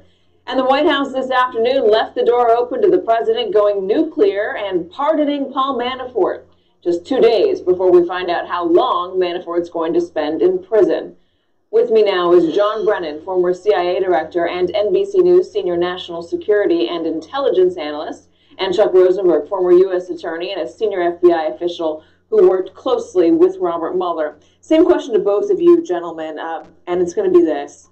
If Nancy Pelosi is saying impeachment isn't worth it, is she tamping down on expectations about the Mueller report? Could she know something that we don't know?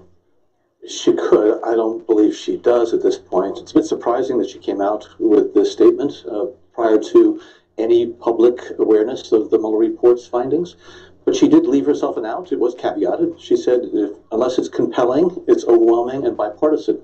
I think we already have 2 of those boxes checked. It's the bipartisan block that will not be checked, I think, from her estimation. And now it is set a fairly high political standard, which is not what the Constitution says, but yet I think it's the political realities of Washington that on the eve of a presidential election, she doesn't want to go through a bruising fight that's going to... What? 7:30. Oh, we did? Who booked that? Richard. What? Was it that, like, Jesus thing? Yeah, my dad set it up, and I don't know. What was it about? Should I call him? No. I don't have any idea with it. We already have Satterfield at 9. I don't know what it's about. Yeah, I saw something. I thought that was We have Jamie Satterfield, the TVA coal ash, which I read up on yesterday. Oh, you did? Well, you better do that. Come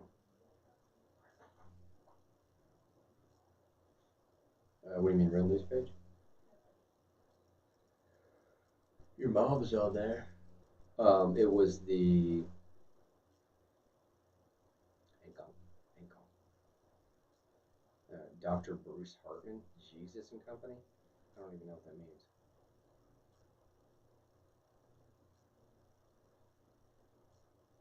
I don't. Yeah, exactly. That's why I don't feel bad. No phone number. I thought she might be coming in. She's just down the road. Oh, yeah? She usually comes in every time she's on. If not, Have then... we had her on? Yeah, she's been on like 3 times before, I think. Oh, yeah, I remember her. Mm-hmm. On tap out to 58 this afternoon. We drop in the mid-40s tonight. Look for highs tomorrow. The top out into the 60s, near 70 on Thursday, with an increased chance for showers and thunderstorms Thursday. But that his trial in the Senate will be not something that's going to end in conviction, given the Republicans' determination to stay with them through thick and thin. So is she guessing that whatever Mueller comes out with, whatever the results of this investigation are, that it's not going to be enough to convince Republicans, so let's move on from this? Yeah, I think the key criterion that she has established is bipartisan. I think it has to be something that is going to be enough to convince the Republicans who have just stuck with Trump to date to say, no, this does meet the standards of high crimes and misdemeanors, and he needs to be ousted from office. So I think we still have to wait to see what comes out from the Mueller report, but at this point, she is tamping down expectations so that the House Democrats, I think, can focus on their investigations. Chuck Rosenberg, what do you think? Well, I think John's right. Nancy Pelosi is a gifted politician who's making a political calculation. I don't think there's any chance that she could know what's in Bob Mueller's report. Remember, Mueller's report, by regulation, and Mueller is a regulation guy, Katie, has to be confidential when he transmits it to the Attorney General. Mueller has not leaked a thing. He's running an airtight investigation.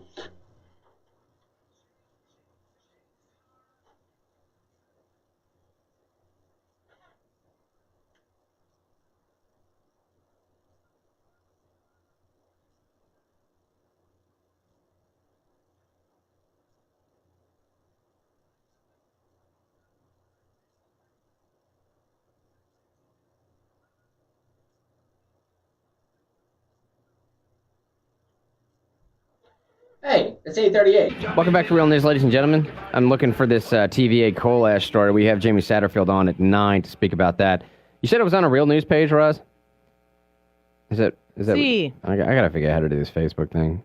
Actually, no, I don't. Forget that. Literally just an article. You just scroll down and the article's right there. So it's not that complicated. Yeah, okay, I could have told you don't that. have to jump on an airplane, go through security or anything. It's just right there. That's what it feels like to me.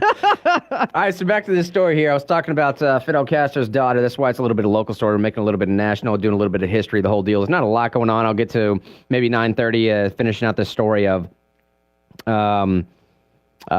finishing out this story of what was I talking about? Oh, right, the political piece of the week that could reveal Mueller's endgame and Paul Manafort's 47. What are you saying, Ross? What? I can't read your lips. Alfredo. Oh, yeah, no, I'll get back to that. No, I meant the political piece of, I started this show with this and just didn't really go anywhere with it, but Fidel Castro's daughter is speaking tonight at the University of Tennessee. And we had an individual, Alfredo Guerra, call in and send us the story from Stripes.com. What we know right now is that Alfredo, his brother-in-law, and his buddy Miguel are, I hope I'm pronouncing all these correctly, I think I'm pretty close, are in a raft fleeing Cuba due to circulating newspaper clippings critical of the government, looking at 20 years in prison. And I'm not saying we're there yet. I'm trying to tie this together with some national stories as well. Of Elizabeth Warren calls to break up Facebook, Google, and Amazon. My buddy Shine sent me this other political piece after I said that, saying Facebook backtracks after removing Warren ads calling for Facebook breakup. So Facebook's trying to fight back against Elizabeth Warren right now. Does anybody else find it odd either that now Senator Marsha Blackburn and Elizabeth Warren on the same page about regulating Facebook, Amazon, Google, all these major tech companies? And I got to be honest with y'all, I don't like saying it, but man, every now and then I find myself slipping into this realm of political analysis that's not exactly laissez-faire. It's not exactly free market capitalism. I mean, part of me wants to say that I really don't care if you start regulating Facebook because it's become too overreaching of an entity. I don't really care if you start regulating Amazon because they're storing, cloud data for the CIA. I don't really care if you start regulating Twitter because they're not running themselves as a neutral platform. If you don't have to run yourself as a neutral platform, just at that point, understand you're opening yourself up to liability of anything that's published on your page. But if you claim to be running yourself as a neutral platform in a legal parameter, that's a very real legal parameter, then you have to run as a neutral platform. You cannot arbitrarily shut down. You can arbitrarily shut down accounts. You can't shut down accounts for a single political purpose or cause. And at this point, it seems that it's only libertarians or it's only conservative accounts that are getting shut down. I don't see the Young Turks getting shut down. Back to Guetta's story here. Saying he's facing 20 years. Saying he didn't believe what he was doing was wrong. Said he believed I had every right to express my feelings. Facing the long prison sentence, Guetta decided to flee his homeland. He paid 20,000 Cuban pesos, about $230 at the time, for an inflatable Russian-made raft. Built a sail and a mast, which he would fasten to the raft's keel. He hid parts of the raft around his neighborhood for fear that his house might be searched. Goodness, man. This is Cuba, y'all. This is Cuba. As they sailed toward the dark horizon that night, Guerra and his mates counted 10 times that the searchlight swept over them. Using the element of surprise, they had purposely embarked from a rocky location near one of Cuba's guard posts. He went on to say they didn't expect anybody would leave from that place. He was scared. Guerra didn't know anything about sailing except for what he'd read in books. Are you kidding me? For real? Are you starting to encompass how terrible of a situation this is? You don't know a single thing about sailing, and you're going to sail 90 miles worth of shark-infested waters, not even knowing how to sail? I'm not doing that. But at the same time, I'm not facing what a Cuban had to face during that regime. Do you understand how serious of a situation this is for them? Do you understand how well off we have it in America?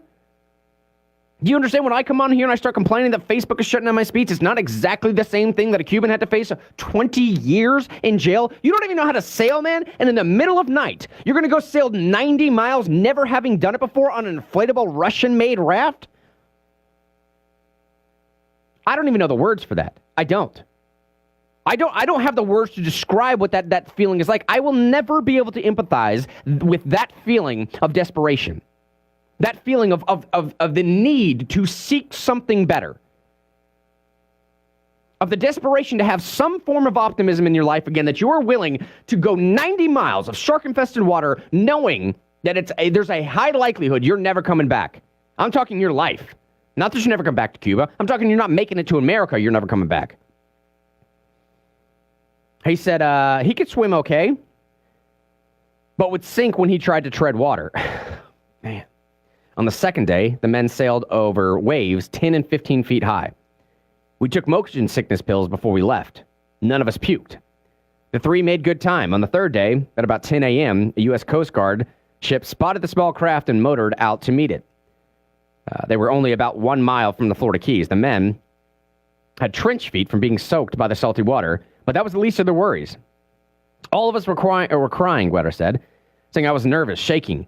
One of the Coast Guardsmen picked me up from the raft. He spoke in rough Spanish. I could understand what he was saying. I could understand what he was saying. He told me to calm down. He said, we're going to help you. Welcome to the United States. You're a free man now. Man, those are words I'll never forget, he said. God, let me read that again. How impactful is that? Is it just me? I mean, should I not be getting a little bit choked up on air? Because I about did. Are you feeling this? Are you feeling the sense of desperation? 90 miles in the middle of night, not knowing how to sail, just wanting to seek a better life, wanting to flee communism, having to hide parts of a ship around the neighborhood for fear of being searched out. In the middle, the Coast Guard, our Coast Guard, the American Coast Guard, the American dream meets you on the front of your deflating Russian-made raft and says this. He told me to calm down. He said, we're going to help you. Welcome to the United States. You're a free man now. Greta said, those are words I'll never forget. Dude, does that not move y'all? Does that not move y'all? You're a free man now. You are you. You can make your own decisions. You are better than your government. The collective version of you is what forms a representative republic. This is America. Welcome, sir. You are a free man now. This is what I mean when I bristle at the language that's coming from the progressive left right now. This is what this man fled. He fled this language. He fled this rhetoric. To be embraced of the arms of America, to be called a free man. That's what he wants. He doesn't want a government to tell him to run his life. He doesn't need a government to tell him how to run his life. He wants the warm embrace of a free America. Those are words I'll never forget, he said. Now check this out. Petty Officer, 3rd Class of Fuero Guerra, joined the Navy 1 year after September 11, 2001. This same guy, man, this same guy that we said you are now embraced as a free man, turned that back around and paid it back in full. Petty Officer, 3rd Class of Fuero Guerra, joined the Navy 1 year after September 11, 2001 attacks. He would have joined sooner because his mind was made up, but he was too busy living the American dream. Go live it, man. He and his wife also of Cuban descent, had bought a house. He was working in Miami as an emergency medical technician. On March 2nd, 2006, the day after he returned from deployment to Iraq, his wife gave birth to their daughter. This month, Guerra, now 33, and again, this was written back in 2007. This month, Guerra, now 33, and stationed in Portsmouth Medical Hospital, Virginia, is part of the medical team supporting Africa Lion 7. A 2-week U.S.-Moroccan military excursion in southern Morocco. Now, when asked to speak his mind, Guerra can and does. Where's my applause button? Why don't I have pulled that up right now? Does that not hit y'all? Now, when asked to speak his mind, Guerra can and does. That's what I'm talking about. Eat it, socialist. Right in your face, you progressive, communist, Marxist trash. Now, when this guy who fled Cuba because he was facing 20 years for speaking his mind, when asked his opinion now, he does because he can. America, he said, needs to rediscover the merits of hard work and family values. His brother-in-law, Diaz, owns a trucking company in Texas. Miguel, his other buddy who joined him, Guerra can't remember his last name, but drives one of those trucks for his brother-in-law. He said, I know the result of having a welfare state. It's in Cuba. Nothing good comes from a welfare state. Nothing good comes from a welfare state. And I got to tell y'all, man, a lot of this plays into another headline I wanted to get to today. Here's the headline from The Hill. To win on White House budget, Trump must wield his veto pen. Going on to say, President Trump released his 3rd White House budget proposal today, and kudos to his acting budget director, Russ Vought, for creating a plan that promotes fiscal restraint. Finally, under this budget request, hundreds of wasteful programs will be eliminated, and every domestic agency will be required to make a 5% cutback in spending. This budget blueprint includes $2.7 trillion in government spending cuts over the next decade. Not enough, I say, but it's at least getting us there. And Alfuero Guerra, if you're listening right now, or if this is the same guy that sent this, and I don't care if you're all listening or not, man, I got to say to you, if you ever hear this, or if any of your buddies ever hear this, or your family members ever hear this, or whatever, good on you for delivering this message. Good on you for joining the Navy. Doing something that I would never have the fortitude or gusto to do. I'm comfortable enough with myself to admit that. But more importantly, good on you for coming to America and letting Americans know what we have that we're taking for granted. What you fled, right? In the middle of the night, 90 miles, shark-infested waters, not knowing how to sail. What you fled to come over here and take a little part of something that we take for granted every single day, that I am currently taking for granted as I speak on this microphone right now. Something that you fought for, that you bled for, that you almost died for. that I just wake up and do. It's stories like that we constantly need to keep right in our periphery, lest we go off the rails into the Alexander Cortez Green New Deals, or lest we go off the rails into talking about what Fidel Castro initially said, all I want is a representative democracy and social justice. And then 18 months later, he was a full-on communist Leninist. 8:50 in the morning, hit this break. Be right back. You know, when I was in... It's a strong story. I like it. I like it a lot.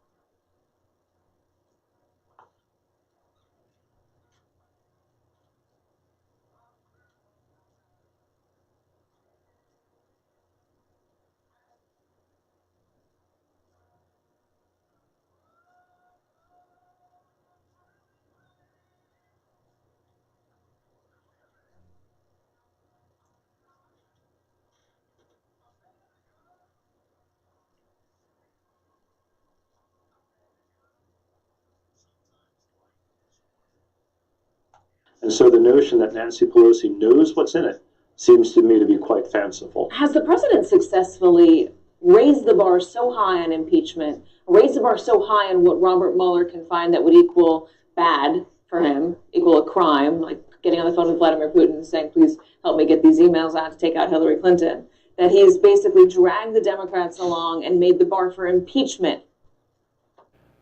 This is Roberta's first call since last time. Okay. So please just listen to her. I'll just let her talk then. Okay. I mean, honestly, at this point, if she didn't want me to try and help her, I'm not going to anymore. I'm just going to let her say what she needs to say. You know, I can't do any more than whatever. No, it's not. You're not helping her. You're hurting her. You're helping the audience. Sort of. Yeah, you are. Hurting her? Last time you kind of dismissed her. I didn't at all. I wasn't dismissing Kinda her at all. When she comes in here and starts talking about nano robot technology, nobody has any idea what that lady's talking about. Right. But if they researched it, they might find it. That's what I'm saying. But I do understand what she's talking about. And there needs to be a conduit through which people that are hearing her, someone like my brother who calls me afterward and says, who the hell is that Roberta lady? Someone where I can say, I've researched this. There's technology out there. Let me give you some sources. She knows what she's talking about. But if you don't, she just sounds like some, rambling kook type thing. And I don't want the audience to think of that either. So it's not that I'm trying to dismiss her. I'm trying to help her not look like she doesn't know what she's talking about. In the same way that I would try and help Stimpy or anybody else. But, if she thinks I was dismissing her, that's fine. I'll just let her do her thing then. Okay. All right. Wreck. If you're stuck on westbound Middlebrick Pike, maybe swing around at Third Creek or Knott Road to avoid that. Still, it's a few minutes dealing from surrounding counties. One Excavating, looking for maintenance people to do oil analysis and changing fluids and heavy equipment. You got to have a CDL license. Apply online right now at bluntexcavating.com. It's a great opportunity. I'm Pete Michaels. Tuesday. And you ain't gonna see Wednesday.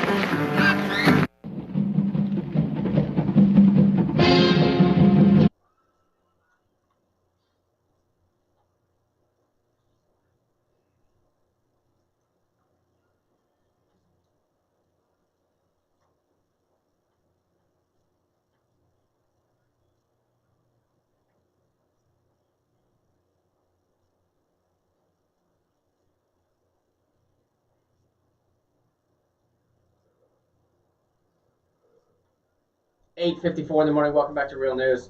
One more time, I want to say a big shout out to Afuero Guerra. Thank you for your service, sir. Thank you for your story. Thank you for this statement right here saying, I know the result of having a welfare state. It's in Cuba. Nothing good comes from welfare state. With that being said, let's go to Roberta here for the last about 4 minutes before the break here. I'll give you those 4 minutes, Roberta, saying the subheading says the elite is going to win. What's on your mind? Hi. I'm real happy with what you're presenting this morning, and I'm glad you're here. But, yeah, the elite is going to win unless we wake up and take action.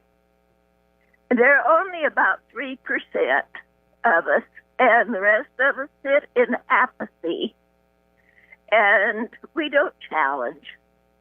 But I am going to push again this book. Ralph Nader wrote a book that sounds so silly on how the rats cleaned up Congress. And it's lighthearted, but at the end, he has the most specific instructions. This thing is divinely inspired, in my opinion, because he presented what will work. But we aren't too far from Cuba, not just geographically, but politically. And we've got to step back, as perceived by me, and I stand to be corrected. But when the people idolized Castro until he got to a point where he could do what he set out to do. They didn't see him. A lot of Americans idolized Castro to begin with. Even now, remember when he came on that publicity tour when he first took over and everybody was throwing roses at his feet? It was a wild scenario to behold. But at that time, you're right. Yeah, he was wonderful. He could do no wrong, and nobody looked to see what he really was. We do the same thing with our politicians, and we idolize them, and we expect them to be our savior, and they're not. But we can control, and we don't have to have a revolution, but if we will do exactly as outlined in Ralph Nader, when I heard, digress here, when I saw that it was Ralph Nader, I snickered, as I'm sure a lot of people do. And that old woman is blatting again. And I thought, that silly old man, didn't he ever quit? And I thought, oh my gosh, Roberta, they're talking about you in a male form yourself. But this thing that he has done outdoes anything he ever even thought of doing. And in fact, I have some copies I'm going to be sending some to the Jewish communities headquarters across the country. We can end this nonsense real fast without firing a bullet, and we can simply, until both parties are going to comply with us, why should we donate to them? We donate our time and our money, our energy, promoting individuals who couldn't care less about us. All they care about is keeping their position and making more money and having power and control. And yet, we allow our water to be contaminated. We allow our skies to be contaminated. We have vaccines that we don't control anything. We're like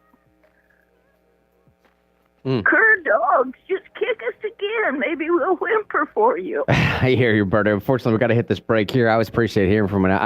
I hope you're not right, but I think you are. I think you're right there on that. We're not too far from Cuba. That's what I've been preaching all morning. And Roberta, we look forward to talking to you soon. You too. Love you. Love you too, Roberta. There goes Roberta. Hey, I got to hit this break right now. News, traffic, weather, all that. Stick around. Coming back with a great piece from Jamie Satterfield from KnoxNews.com. TVA told Nance Cole Ash was safe. Now she's dead. Goodness gracious. 10-year anniversary, I believe, was on December 20th. Is that correct?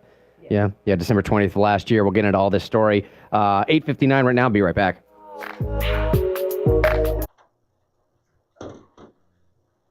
Hi. Hey, how you doing?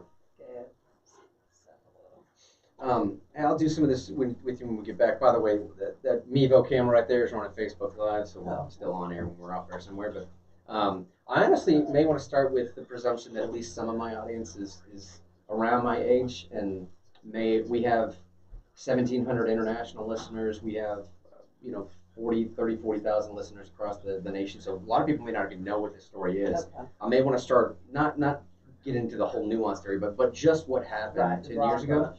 Yeah, the broad brush of it, and then get into how we're going forward from here. Maybe where liability lies, if there's any legal disputes you're going forward. In the legal concerns in particular, what are they having problems with? Is it citing sort of causality, right? I know that's a big problem for any cancer-related issues whenever this stuff comes up. And then I also want to know, too, kind of, Healthy to Dead in 4 months, like you said, the backbone of the family. I humanize her a little bit in this piece, but I also kind of want to know, too, what this has done over the last 10 years to, you don't have to give them opinions if you don't want to, but the trust or maybe even lack thereof that some people now have in the TVA? I can address all that. Yeah. I'm reporting on all this. Okay. All right. And then any other stuff that hasn't been brought up that you might find pertinent, and depending on what the audience thinks about it, we may or may not have some callers that call on it as well. I also might want to get your opinion too on something totally unrelated. Off air, I'll put the Max 8, a number of airlines have also stopped using it, some of them pointing to concerns from customers. The Ethiopian crash follows another in Indonesia in October. Boeing says it has no reason to ground the plane. It says a software update is due to be rolled out in the coming weeks. Meanwhile, experts from the US have arrived in Ethiopia to assist local investigators. Dave? Simon Honda needs to fix some recalled cars again, issuing another recall for 1.2 million vehicles, Hondas and Acuras with model years 2001 to 2016 that have replacement Takata airbag inflators, which could also explode in a deadly malfunction. Any American diplomats or embassy personnel still in Venezuela were told late last night to leave the country, with a 5-day power outage adding to the political chaos. Patients awaiting treatment in hospitals are dying. Food is rotting. Secretary of State Pompeo, the U.S. backs the opposition leader and continues to urge disputed Venezuelan President Maduro to step down. Speaker Nancy Pelosi is pushing back at some House Democrats who keep pushing for impeaching President Trump. She tells CBS on Twitter, "It divides the country unless there's some conclusive evidence that takes us to that place." And Pelosi told the Washington Post, unless it's bipartisan, the president's just not worth it. There was a bit of inflation last month. Consumer prices rose 0.2%, in part because gas costs more. This is Fox News. Hey guys, it's Sue Costner, sexual health expert with a key tip for men. I notice that guys often wonder what women want in a man. Let's turn this around and ask the question, what do men really want? After hearing from thousands of men, the answer is very clear. Men want to be confident in the bedroom so they can please their partner and avoid performance anxiety. That's most important. So I always recommend Noxitril, the natural male enhancement pill that works, period. Noxitril increases blood flow fast, no prescription, and no side effects. Imagine that little blue pill on steroids. You'll experience a newfound confidence that's off the charts. Call now and take advantage of the special free bottle offer. Oh, and as a word of caution, be ready. Noxitril will lead to epic bedroom performance. To find out how to get a free bottle of Noxitril, call 800-993-0840, 800-993-0840. Free bottles for a limited time. Call now, 800-993-0840, 800-993-0840. There is another Brexit vote looming today in London as the messy divorce with the European Union drags on. Now is the time to come together, to back this improved Brexit deal, and to deliver on the instruction of the British people. Prime Minister Theresa May was in Brussels last night getting more concessions from EU leaders who now say there won't be any more. A few months ago, May's last plan was overwhelmingly voted down in Britain's parliament. If today's vote at 3 o'clock does not pass, well, there are very few options left. One is to delay Brexit, ask for an extension, try to get more concessions.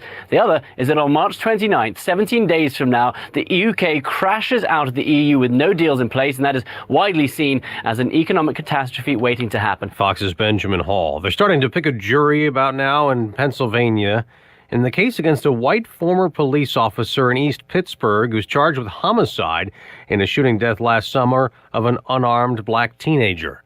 A star UFC fighter busted again. This time, Conor McGregor in trouble in Florida. Not even 8 months since mixed martial artist Conor McGregor smashed a bus window with a hand dolly in Brooklyn, New York, he allegedly smashed somebody's cell phone in Miami Beach early Monday morning. According to the police report, which appears to be confirmed by surveillance video, McGregor accused of taking somebody's cell phone who was trying to photograph him as he left a club at the Fontainebleau Hotel around 5 a.m. Monday morning. McGregor allegedly stomped on the phone repeatedly, then picked it up and left. He was charged with 2 felonies, strong-arm robbery and criminal mischief. McGregor held for around 4 hours and released on $12,500 bond. Jared Max, Fox News. In college basketball, 2 more teams won their conference championships to earn automatic bids into the NCAA tournament, 20th-ranked Wofford and Iona. I'm Dave Anthony. This is Fox News.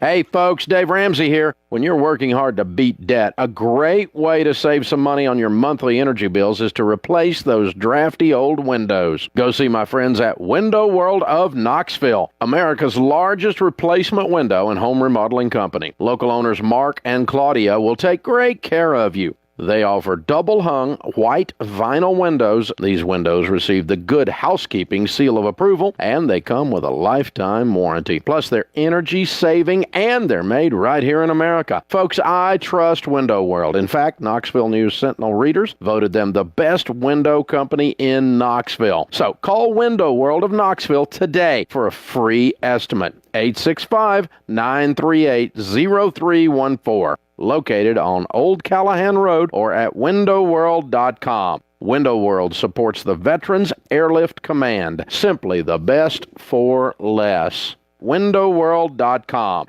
It's not often you hear about a company that's been around for over 105 years, but that's just how long FMT, the Farmers Mutual of Tennessee, has been serving people locally and all across Tennessee. A lot of things have changed over that time, but one thing remains the same: FMT's commitment to putting their policyholders first. Most insurance companies make decisions based on how it will affect their stockholders. At FMT Insurance, serving the policyholder is their primary concern. The policyholders they serve are the owners of the company. FMT Insurance is there to serve you when the unexpected happens. Neighbors helping neighbors, one person, one family at a time. If you own a home, mobile home, rental dwelling, farm, or maybe you need coverage for your church, give FMT Insurance a call. One lady recently saved $100 per month on her home insurance. So give them a call and see what they can do for you. That's 523-5153. Or go online at fmtinsurance.com. Shared purpose, mutual values. FMT, the Farmers Mutual of Tennessee. Weather from the FMT Insurance Studios of Talk Radio 92.3 and AM 760. Good morning, friends. Mixture of clouds and sunshine. Really nice day on tap, up to 58 this afternoon. We drop in the mid-40s tonight. Look for highs tomorrow, the top out into the 60s, near 70 on Thursday, with an increased chance for showers and thunderstorms Thursday and I know when I go to 98.7, there'll be so many people have had used that space, and you never know what you're going to walk in and see. Yeah, I usually have to end up explaining my sort of ironic anti-Trump theme going on here with the buttons and stuff.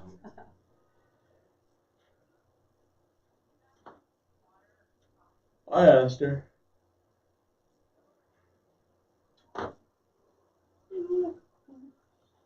Oh, woke up late, so I've not had enough coffee. That's all right. When we get off the air, I'm going to have to get coffee.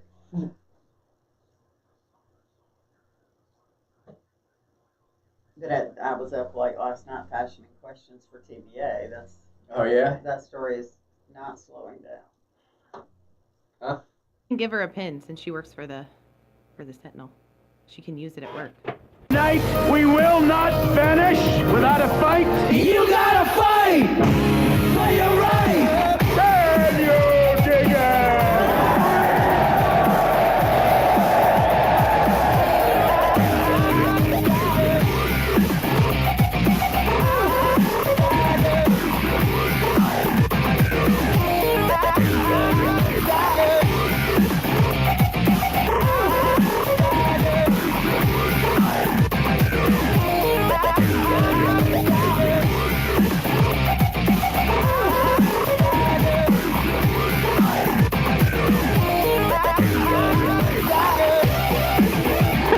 9:08 in the morning. Welcome back to Real News, ladies and gentlemen. My name is Mr. Henry. We are broadcasting live from the FMT Insurance Studios. Hey, that Crown Plaza call number, if you have a couple questions for myself or our great guest, Jamie Satterfield, sitting beside me here about this topic coming up, Crown Plaza call number is 865-888-TALK. That's 865-888-8255. Here's the headline we're going on right now. Raj, you look like you were going to say something. That was Alfredo. He's calling back at 9:30 to Oh, tell he a is? story. Yep. Oh, that's nice. Awesome. I'm glad I told a story then. Hopefully I didn't take too many liberties with my embellishments. We'll see. Here's a headline from Knox News Sentinel. This was published, if you will, on December 20th of last year. That was the 10-year anniversary. TVA told coal ash was safe. Now this individual, Nance, is dead. And let me start, Ms. Satterfield, if I can call you. I'm not sure. Call me whatever you want. That works. Let me go back, and for those, we have a lot of national listeners. We have some international listeners, a lot of listeners outside of the state, and in particular, some listeners that are outside of East Tennessee. Some may not be aware with when disaster struck at this TVA plant in Roane County a decade ago on December 20th. Explain what that situation was. Well, TVA is a coal firing plant, and they store tons of coal ash. It's a byproduct of burning coal to produce electricity. A dike gave way at their Kingston plant in Roane County, Tennessee, and spilled 7.3 million tons of coal ash into the Roane County community. And it took about 7 to 8 years for that to be cleaned up. And from the beginning of the spill through today, TVA asserted and continues to assert that coal ash is safe. And there were a total of 900 workers involved in this cleanup. And of those, about 400 to 500 workers were in the most dangerous section of this cleanup.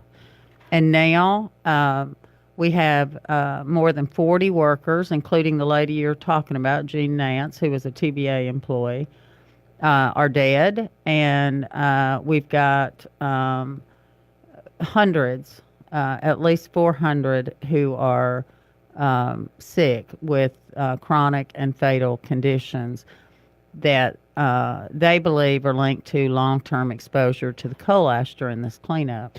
Well, let me stop you there for a second. You don't have to be a scientist, a rocket scientist. You don't have to be in the medical community, I think, to be able to just Google, is coal ash safe? When I did that, I got issues from the EPA.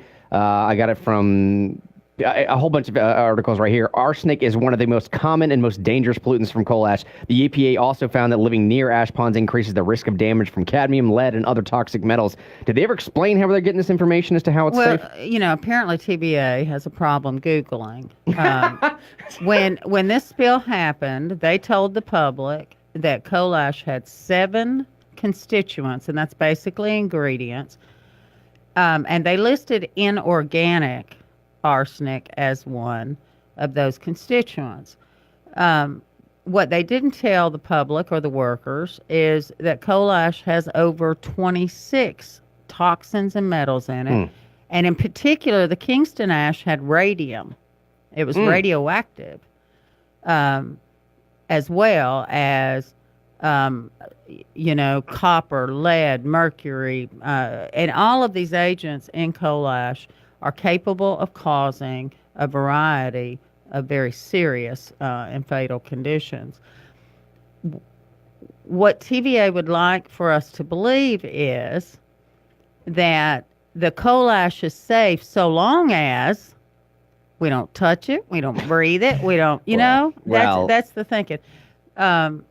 But, not only were these workers given bad information about what coal ash is made of and whether it was dangerous or not, but once these workers started getting sick during the cleanup and began complaining and asking for greater protection, the company TVA hired, Jacobs Engineering, refused to provide them respirators, dust masks, Tyvek suits, all of the necessary gear for working in a substance this dangerous. Now, and look, okay, fine. TVA says, look at this picture right here, okay? You're looking at this with me right now. Oh, yeah. Right? I mean, so House fine. So surrounded by coal ash. Yeah, it's up to the second floor window. So fine. So coal ash is fine as long as you don't touch it. But what do you do then if you're living in a house and coal ash is flooding up to your second floor window? Did the individual that this affected, the neighborhood that this affected, this individual that you wrote about in particular, Nance, I believe is her last name, did they have any forewarning that this was happening, or did it just all of a sudden in one sludge sort of movement like a landslide almost? The spill itself? The spill itself. Oh, no, there was no warning at all, except to TVA. Okay. TVA Inspector General later determined that TVA was aware or should have been aware of structural failings in its coal ash storage system. Before the dike broke? Before it broke. Okay. And and TVA settled with landowners who were impacted, but they refuse to acknowledge that something might be wrong with these workers. And they continue to back Jacobs Engineering. They continue to give Jacobs Engineering contracts and oversight over workers. at Kingston and Bull Run in Anderson County, TVA's other plant in Now, East Tennessee. was Jean Nance, was she a worker? Jean Nance is unusual. That's why I highlighted her. Most of these workers out there were heavy equipment guys, and they worked for various subcontractors and then were under this umbrella of Jacobs and TVA. Jean Nance worked for TVA for 40-something years. And she got worried out there. She was in a trailer, what they called Trailer City, which was administrative officers. She kept seeing this dust, and she's breathing it in every day. And so she starts asking questions herself of her own TVA supervisors, and was told that she didn't need any protection, that she was fine. She was not fine, and she died. After the cleanup was, she worked through the whole thing, and then she was diagnosed with leukemia in late stages by the time they found out, and died. And TVA didn't even send her a card, her family a card. Let me ask you too. I'm gonna get to Eric's comment here after this next break. If you can stick around possibly till about 9:30 with us, I would definitely appreciate that. I know our Facebook and terrestrial audience would as well. Eric is asking what's happening with the lawsuit currently. I'm gonna get to that. RC is asking in Facebook, is the coal ash stored in other places safely? There's a huge pile of it next to this children's park in Little Battlefield in Claxton. I'm gonna get to that as well. A little ball field, sorry, in Claxton. But I want to know, my grandfather worked as a air traffic controller and used to say that you could lean back and hit the walls and asbestos would fall down almost snow-like on your shoulders. Now, at the time, he said that either government officials or building inspectors or whoever might be responsible may not have actually, it would be reasonable to think that at that time, they may not have actually known the harmful effects of asbestos. Now, we can have a conversation about that, sure. But reasonably speaking, some at that particular time may actually not have known. A large part of them knew how harmful it was. I don't want to put you in the spot too much here, but do you believe that the TVA individuals, when they went to her and said, no, you don't need a respirator, you don't need this stuff, then was any part of that based in naivete? No, it was not, and I have evidence to show. People may not understand that. I've been investigating this for over 2 years, and I have read thousands and thousands of documents that were required to be captured by the EPA. And among those documents are notes from the EPA, a guy who was out there testing and found these levels of radioactivity, these alarming levels of radioactivity. And the EPA expressed concern about worker safety as a result of that. And so TVA has that same report I have. The 2 years of investigation that I have conducted has been based on records that are readily available to TVA. I had to beg for them, but they're readily available. So TVA has no explanation that I can find on why they were unaware of one of their big cash cows. They make millions off coal ash. But you're telling me that TVA was that ignorant? That they didn't know? Is that their story? They're really not discussing this very much. I want to get a bit more into the accountability, and you may have just answered the question right there. How much of this comes down to, and we may have to hit this break, so you may have to answer this after the break for me, but I want to get to Eric's question about where the lawsuit is currently. I want to get to RC's question about what's going on with who is the other stuff currently. It's coal ash stored in other places stored safely. I also want to ask Ms. Satterfield the question as well, too, of how much of this has sort of a Monsanto complex to it? And by that, I mean, is TVA just too large of an entity to be held accountable? Do you understand what I'm saying, right? I absolutely understand what you're saying. I mean, because it seems like the documentation might be there, but it doesn't really seem like anybody's doing anything. If you can settle with landowners, seemingly for the same situations that would also make them liable to the people working on that site, then why not just acknowledge that on the other end? We'll get into all this when we get back. 9:19 right now. Be right back after this break. It's a terrible story. I mean, it's what's tragic story, but is that this far along, 2 years into my investigation, and then of course we had phase one of a trial. The evidence is legion. That's the words a federal judge used. Really? The evidence is legion of exposure to hazardous substances, by these workers. And TVA continues to defend Jacobs. And I won't give too much away because I'm working on the story, but Congressman Tim Burchett and Steve Cohen have demanded some answers from TVA about the things I've been reporting. Okay. TVA responded in a letter on Friday that is chock full of misrepresentations, and I'll be taking those apart one by one. And the stories coming up this week. Awesome. So they continue to have this attitude of invincibility, that they do not appear to believe that they have to be accountable to the public at all. When you say they're charging ratepayers for this. When you say Jacobs, you mean with the engineering firm that was hired or something? Yeah, they were the primary contractor, and they are the ones that technically poisoned these workers because they were in control of the site. And TVA, even after they became aware that these workers were alleging that they were sick, they gave TVA 2 new contracts with a total potential cost of $200 million to ratepayers. There's a TVA report that I haven't yet reported on. They have already decided that $8 billion can be passed along to ratepayers. And that $8 billion includes the Kingston case. Wow. Because Jacobs, they indemnified Jacobs. So even if Jacobs loses this lawsuit, TVA may well be on the hook for it. So they're in bed together. Okay. So when you talk about one, you're talking about both.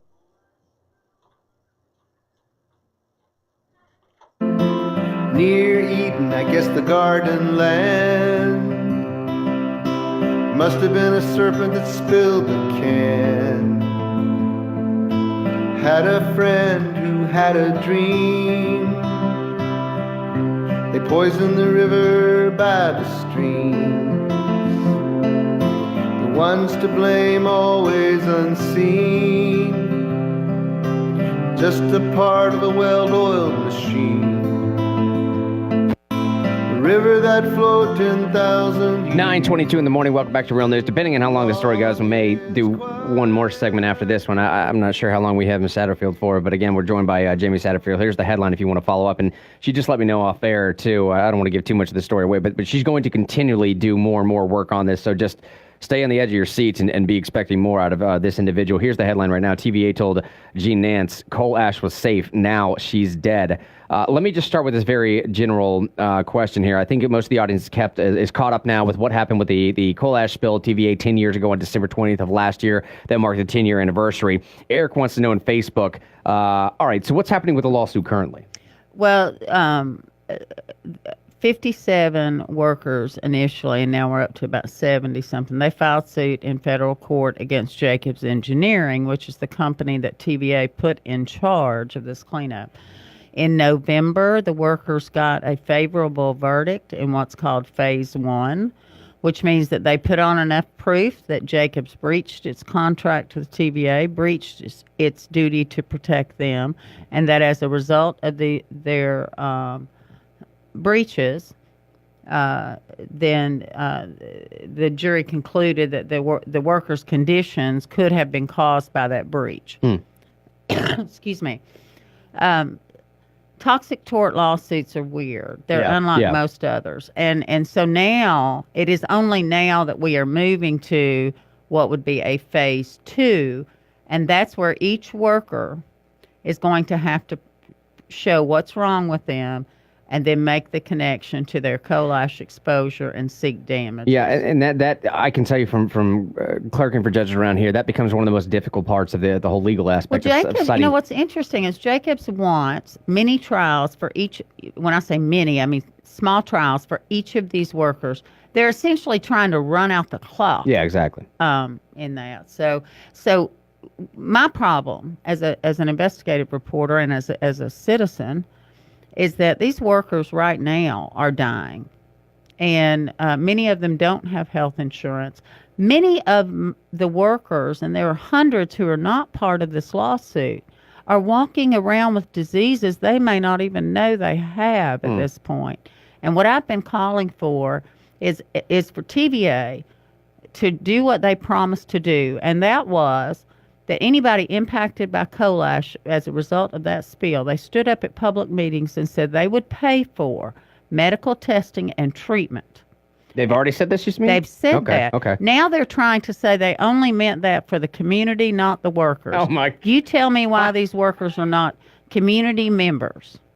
Oh, my goodness. And that's been the way of this investigation. TVA just continually refuses to accept any responsibility at all. All right, so let me ask this too. Okay, I went out with the last break. How much of this has sort of Monsanto complex? How many decades, if not centuries, have we been trying to go after Monsanto before they were called Monsanto? Now they're called something different because they were bought out by someone else. How much is the complex of TVA is just too large of an entity to be held accountable? Well, I mean, TVA holds your power switch, man. They can cut your radio station off right now if they don't like you. You know, I mean, again, I'm not trying to be silly about it, but TVA wields enormous power.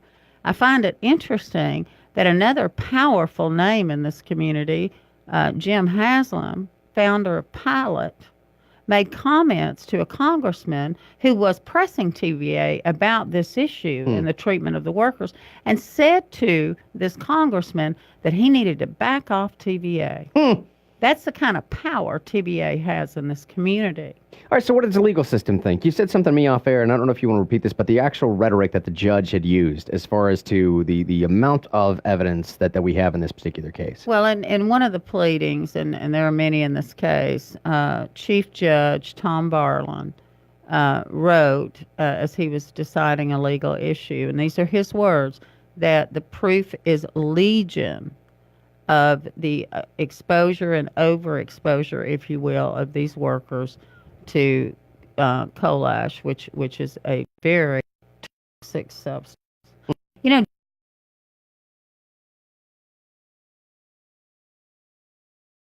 I'm sorry. Yes, yeah, right, I'm so accustomed to Jacob in my mind. Jacobs Engineering. This is a huge global contractor. They have employees who are charged in China. This is their safety record. So bad. Charged 11 of their workers that China actually charged them. honey, for test tampering on bridges. Jacobs was responsible and ultimately settled a lawsuit involving bridge collapse in Minnesota that killed 13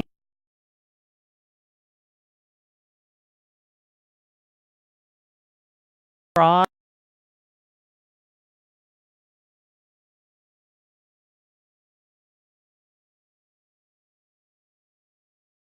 Whatsoever of coal ash, they continue to employ, and ratepayers are paying Jacobs Engineering today, the firm accused of poisoning the entire workforce of people. Many of them are citizens here in Tennessee. All right, so Jimmy, so we have judges that are saying, okay,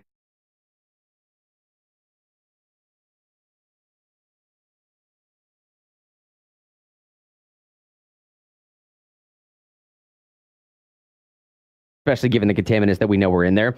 We also now have an understanding that they were totally fine dealing with landowners, looking into, you know, causality with owners, but not the people working on the site itself, which is just entirely. It seems like now, Jamie, we're to the point of we need someone with a bigger voice than us, right? Are any of our elected representatives doing anything to bring attention to this? You know, honestly, there needs to be a congressional investigation of exactly what went on, what the public was told and not told, what the workers were told and not told, what really happened out there at that Kingston site. Also, there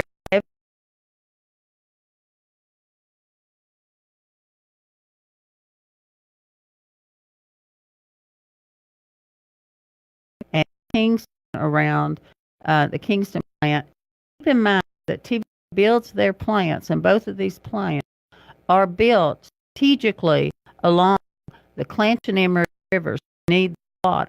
And that means that the land where they're currently storing coal ash is a threat to all of our water. And is Roane County? It's Roane County, okay, yeah. Okay. So let me ask Eric's question, not Eric, but RC's question again here in Facebook. This might go to a little bit to what you're saying. Is coal ash stored in other places stored safely?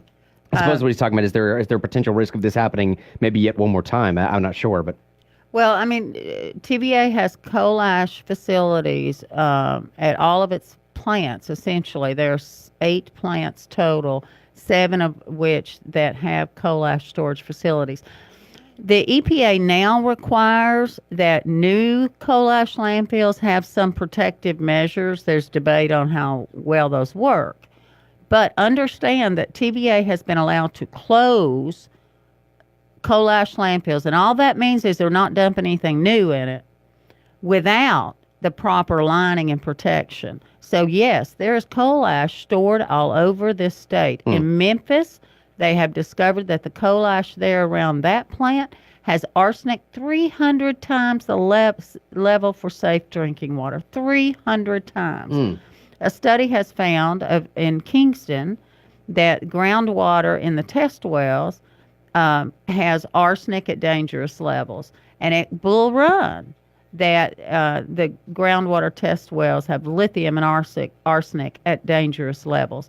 TVA wants to tell you that those readings and calculations are off somehow. But yes, this stuff is a threat anywhere that it's stored. Miss Satterfield, I do have to tell you, the TVA did just confirm to me that arsenic is only poisonous to rats, though. So you and I are totally. Look at her face right here. Is that right? See, for 2 years, I felt like I've been banging my head against I the hear wall. you. I hear you. I know. Hey, real quick on the way out too. For those that want to stay along with this story, and she told me some stuff on air. Off air. I don't want to repeat on air. But suffice it to say that there will be continuing coverage. What's the best way to follow that? Just knoxnews.com? You know what I tell people is if you will Google TVA coal ash spill Knox News. Okay.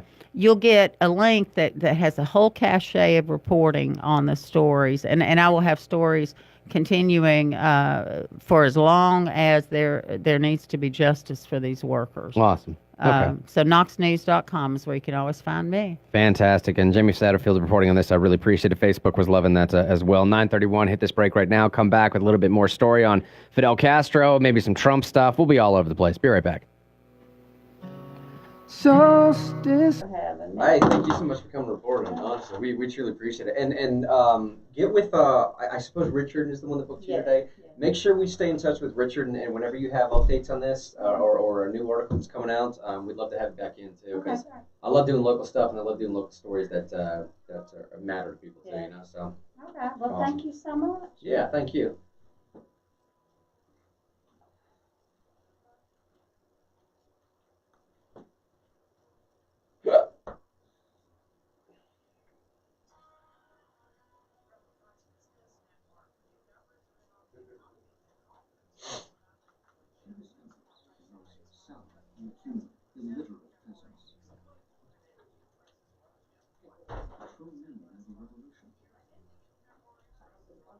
Which is to subvert society, to take the people from the bottom, everyone, and create some.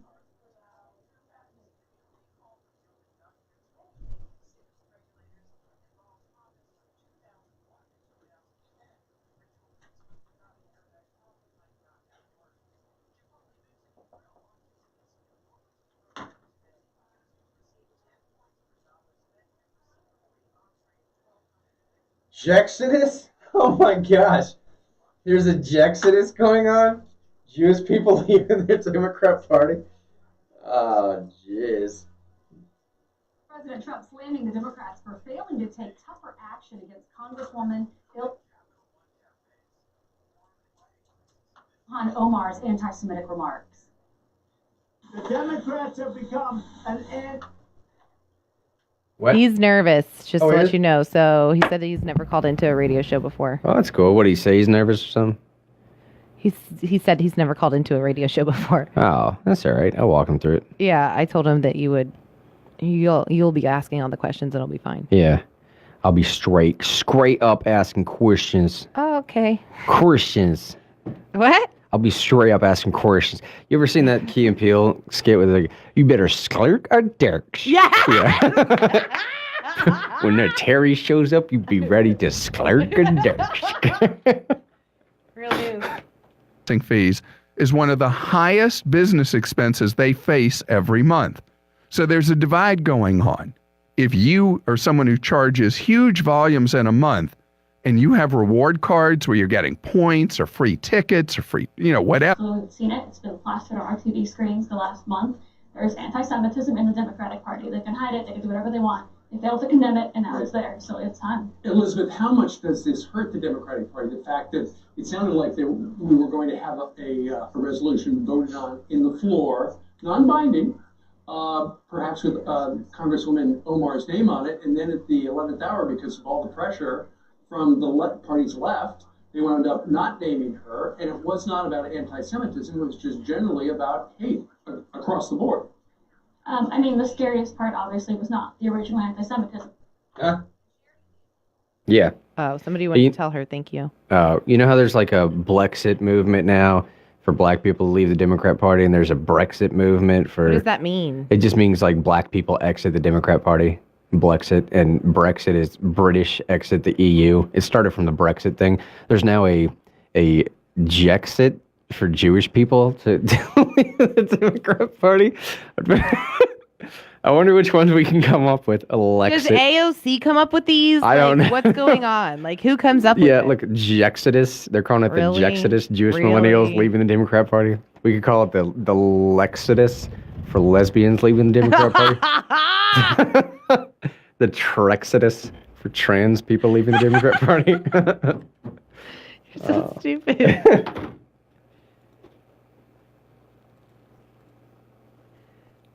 Go, Donald! And I think, and I could be wrong, but even the people that say voted for him but were very nervous are watching today, but they can't help but laugh at certain parts of this. The Markley and Van Camp Show, weekday afternoons at noon on Talk Radio 92.3 and AM 760.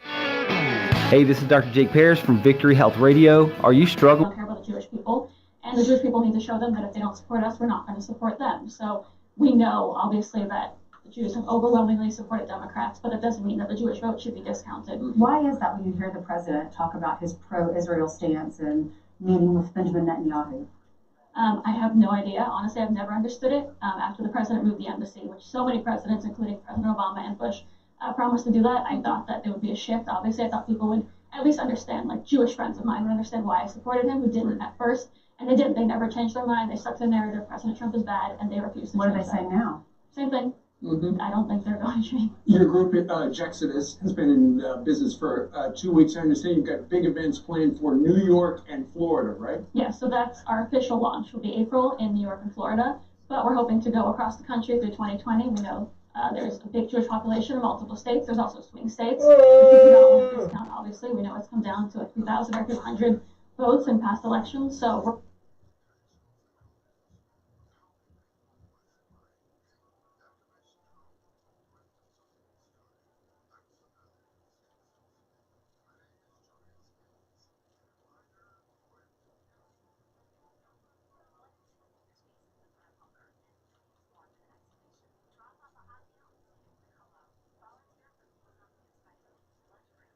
Volunteer for Meals on Wheels. I tell you what. All right, let's do this. The other is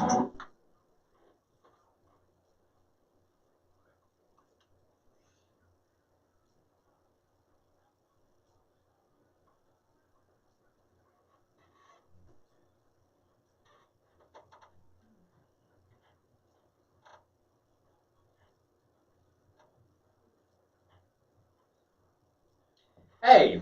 Hey, it's 9, what is this? 38 in the morning. I need new glasses. It's 9:38 in the morning. It means there's an AM in front of those numbers. That's how you know it's the morning. Don't go outside. Just take my word for it. We read this story before. Before we did it, I want to give a thanks one more time to Jamie Satterfield, Knox News. Headline, TVA told Jean Nance Cole Ash was safe. Now she's dead. Didn't you say someone wanted to call in and wanted to thank her for coming on? And They called in and wanted to thank her for her coverage on this. Yeah, she's been doing great coverage on this. And again, like I said, just take my word for this too. She's having conversations with people that are in the know, that are moving this ball forward to finally try and do something about this, hold some people accountable. And she's going to be continually reporting on some of the updates there. So just Google, what did she say? TVA Tennessee Coal Ash. Knox News, you'll get a cache of all the stuff there. Let's go right now to guest online. Here's the stripes.com piece. I read this piece before. It was in relation to Fidel Castro's daughter coming to the University of Tennessee tonight at 7 p.m. to tell her story. I don't know what story she's going to tell. I don't like the idea of promoting a Marxist any more than we have to. And we had this individual, Alfredo Guerra, hopefully I'm saying his name correctly, send us this story and just this harrowing tale of what it took to come to America and his sacrifice back for us to serve in the Navy. And sir, he's online with us right now. Thank you so much for calling in and joining us this morning here, sir. Hey, good morning, Mr. Henry. So with respect to Alina, I think it's going to be surprising to the people that invited him because she's very, very against her father. Oh, she is? Okay. Yes. So she actually was invited to Mike Huckabee a few years ago when he was in Fox News. Yeah, she, as being the daughter, she's like what we call bastard daughter of Fidel Castro.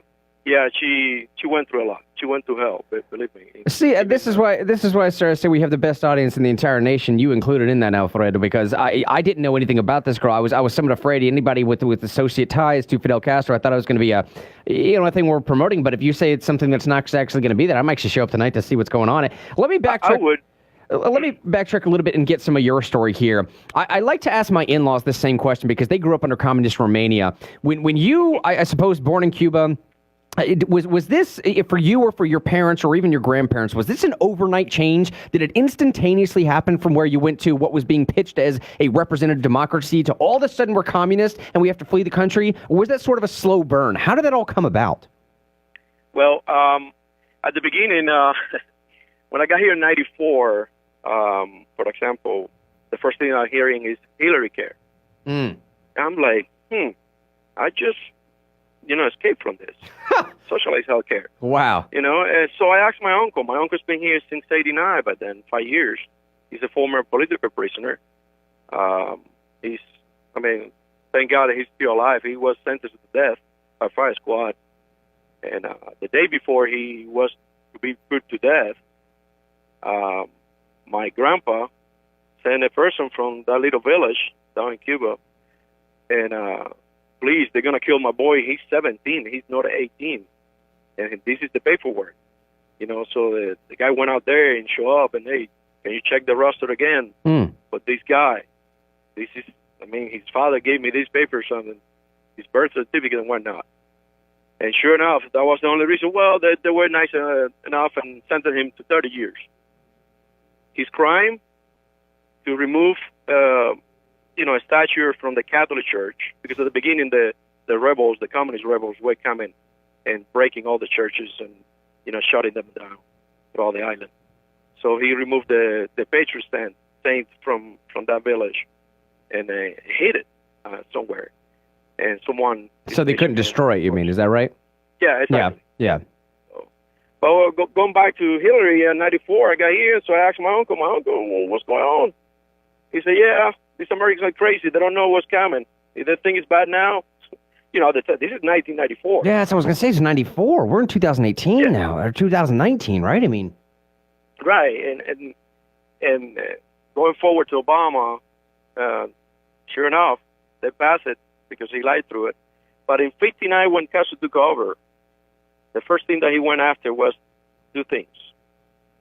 We used to have what we call here the Second Amendment. And in his public speech, his very famous speech of him, quote-unquote famous, he said, weapons for what? And listen to this word, I'm quoting him. We are free people, and we have a free government that we don't need to fear from. 6.5 million Cubans at the time stopped believing this BS and turned in the weapons. And those that refused, many of them got killed right in front of the family. Wow. It said weapons for what? Meaning we don't need weapons for anything. Weapons for what? Didn't he say the same thing about democracy, right? Votes for what at some point? Didn't he say the same? So once he did that, he started controlling all the media.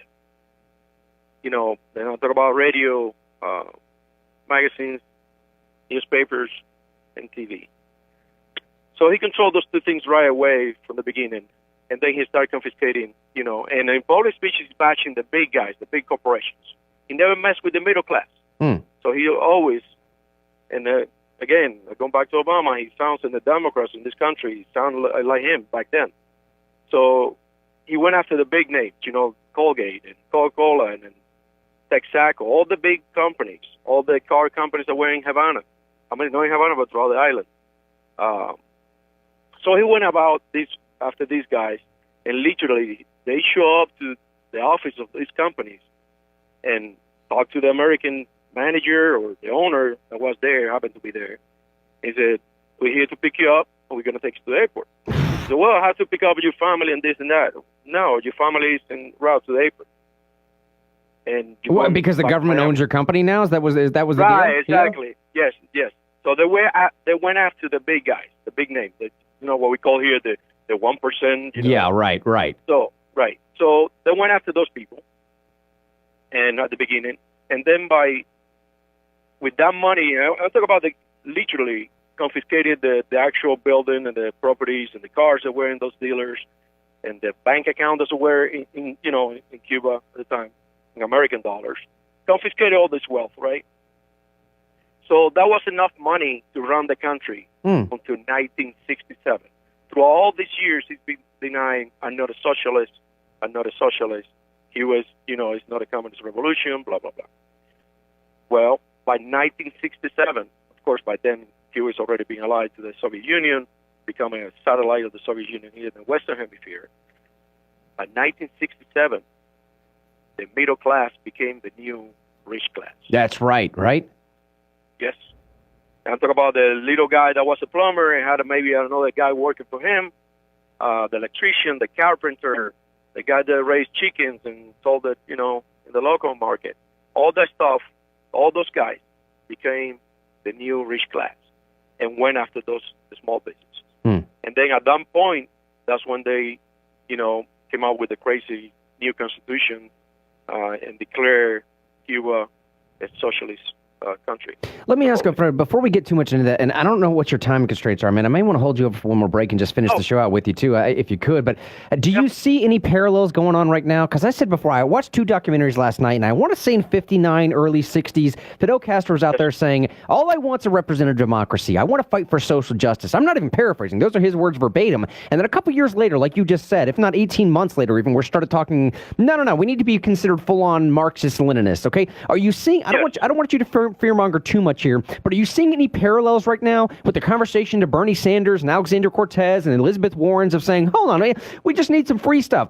We need free college and free health care and free education and free this and free that. And, eventually we'll figure out how to pay for this Green New Deal. Yeah, it'll cost $93 trillion, but we'll figure it out later on. We're not socialist yet, but are you seeing some similarities going on in America? Yes. The Communist Manifesto is like the Bible for these people. Wow. And that hasn't changed since it was, written back then. So they applied that to the teeth. And the one thing with the socialists and communists, they're thinking long term. Americans want things like right now, and the communists and socialists they look at long term. Where are we gonna be, 50 years from now?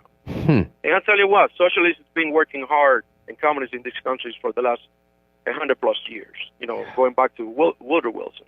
So, but right now, they are on your face. And that scared me to death. And Alfredo, man, if I could, and again, I don't know, could you do one more segment with it? Could I put you on hold for the commercial break and then you finish out the show with us? Sure. Yeah, that'd be great, man. Let me put Alfredo back on hold here. 9:48, we'll hit this break. Roz is setting that up right now. This has been an incredible interview right now. This guy's awesome, man. Again, if you want to follow some of his story as to how he got here, just go to stripes.com. Cuban sailed across the sea into U.S. Navy. Alfredo Guerra. Hopefully I'm pronouncing that name correctly. We're going to get the correct pronunciation after this. Again, Fidel Castro's daughter, apparently one that is not exactly as sympathetic to Fidel Castro's regime there, will be speaking tonight. It's a very, very interesting thing to consider. That's why I love the Real News audience. That's why I love people like Alfredo. Hit this break, come back, and get the rest of his story. Be right back.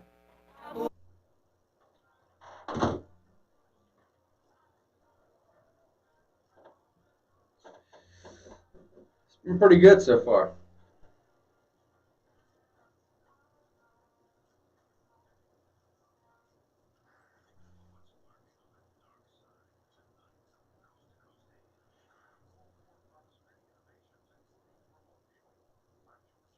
Remote viewing. What y'all know about that remote viewing?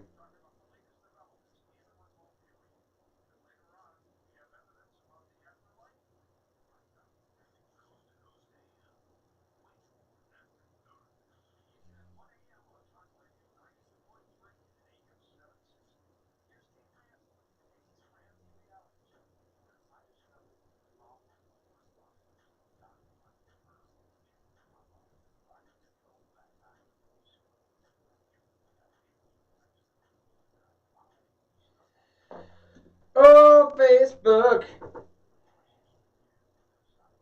Hungry. Need some chicken. Or something. Was that you in your best? Was me doing what I do? Is I cook for you? And imagine the way that I would have cooked for somebody that would come tomorrow night. And every day you have to give it your best shot. He has no idea what he's talking about. So whatever he has to tell me, I don't really care.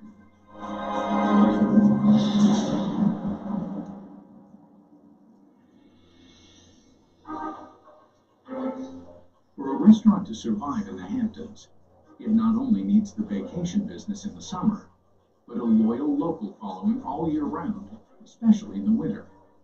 Let the fire department walk down the place to actually find out what this pinnacle is really about.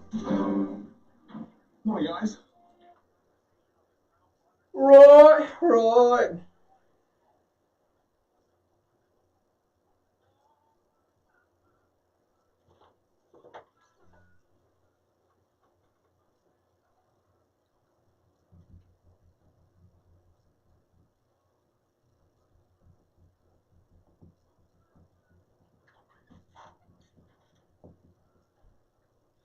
9:51. Welcome back to Real News, ladies and gentlemen. So, Fidel Castro's daughter is going to be speaking tonight at, what was this, 7? Hang on 2 seconds. I got it right here. Yeah, 7 at the Student Union on UT's campus here.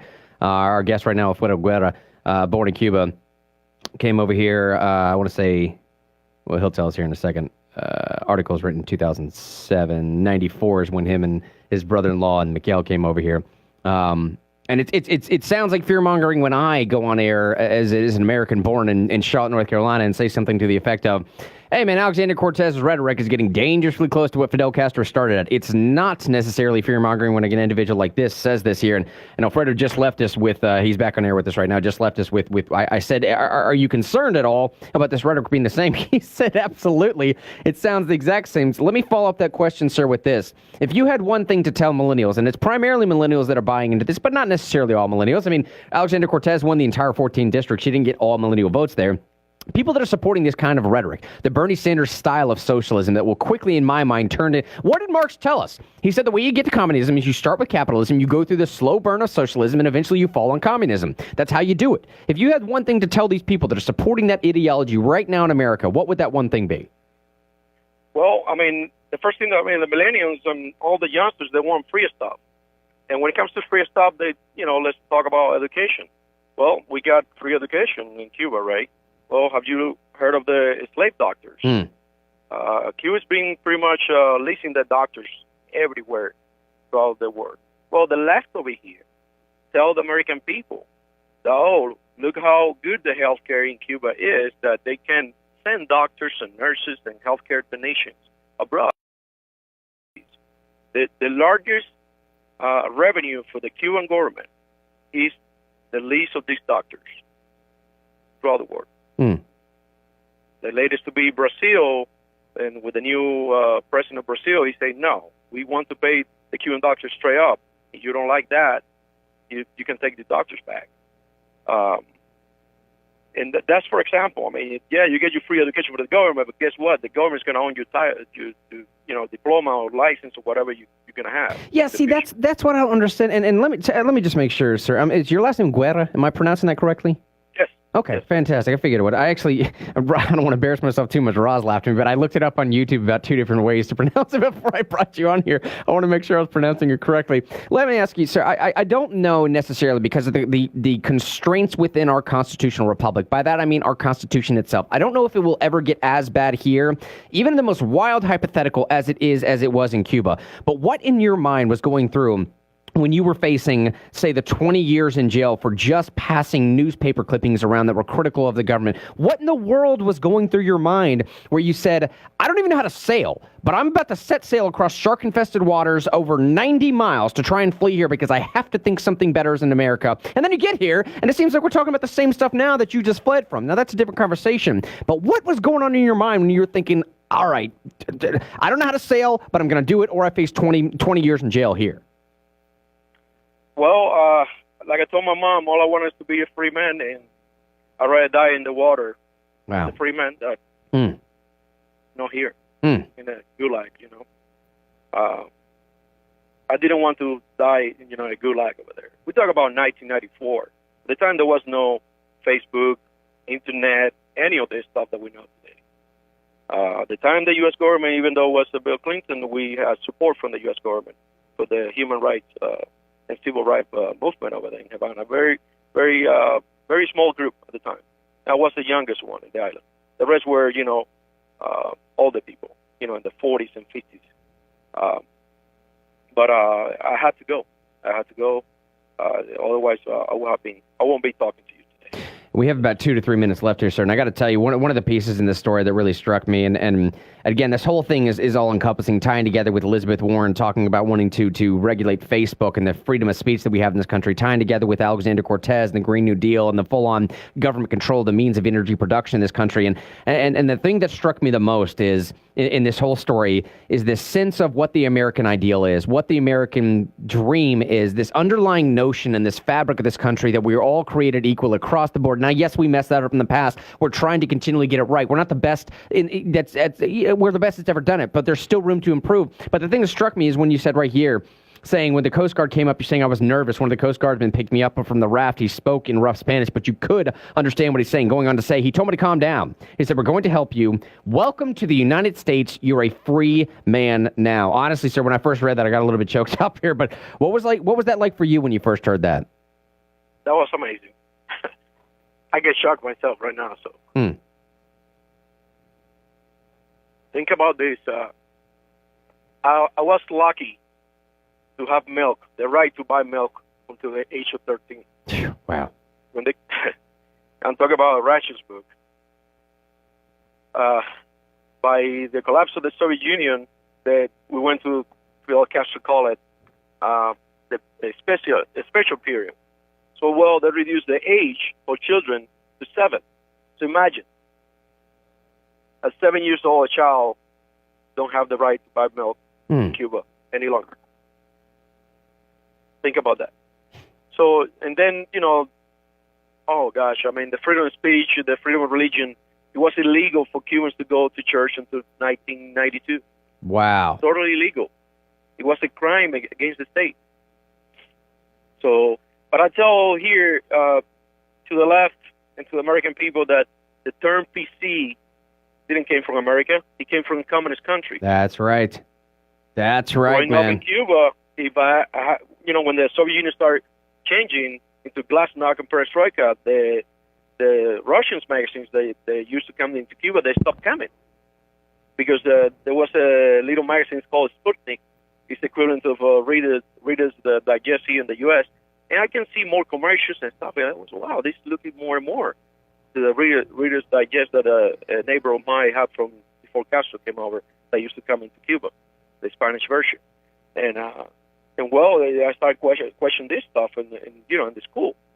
And pretty much I was shut down. And my student record was, in red ink, which is bad, that I was, not in accord with the revolution doctrine.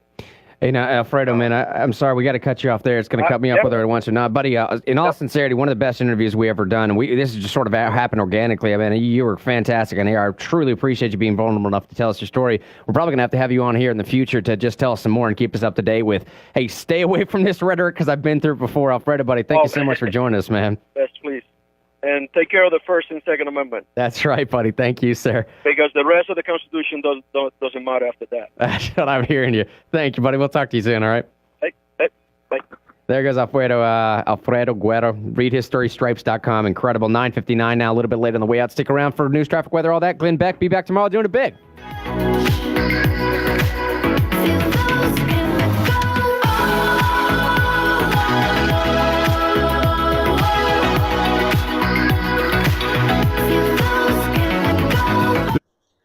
All right, Facebook, we're a little bit all over the place today. I'm still getting my radio chops back underneath me. I thought that last one was pretty good. Hopefully you enjoyed that. We'll end it there. I'm not sure what we're doing tomorrow, but it's gonna become something pretty sweet. Awesome. Yeah, I thought he was great. I mean, that just fell right into our lap. Yeah, it did. He said he was gonna be nervous. He wasn't nervous at all. He did great. Yeah, he did fantastic. Especially too when he just sort of walked into That's like. so exciting. Are you hearing some of that same rhetoric right now? Oh yeah, dude. Oh yeah. And this is how many years? 25 years ago. He said he was afraid of it in 1994. I mean, in '94, all Hillary's talking about is like quasi-universal healthcare. Not even thing we have now. I mean, what they're talking about now is like full on with. I mean, he said it. I didn't say it. So where are we fleeing? Where do we flee? I don't know. We don't go to Canada. We can't go to Canada. I guess Canada. I don't know. They're doing it worse than we are. Yeah, I have no exactly. idea. It's What about so Europe? What's going on in Europe? worse than what we're doing. Oh, We're the that's- last bastion. But it's so much better to have a guy who literally fled communism from Cuba to make that point for me, as opposed to be just fear mongering as a white dude, like you don't know what you're talking about type thing. Right. Yeah. It's Like this is from the horse's mouth. Yeah, from the literal horse's mouth of like, dude, I know what I'm talking about because Fidel Castro said the same exact trash to me that Alexander Cortez is saying to you right now. Now, granted, it was a microcosm. Castro only had to take over Cuba and it was a military coup. Right. But if right. you look at it like an intellectual coup that's going on right now in America, it's a very similar thing. So, Whoever wants to make an underground house, please hit me up. That's what I want to do. Personally, my wife keeps telling me too, we should take that plot of land my parents bought, that farm property.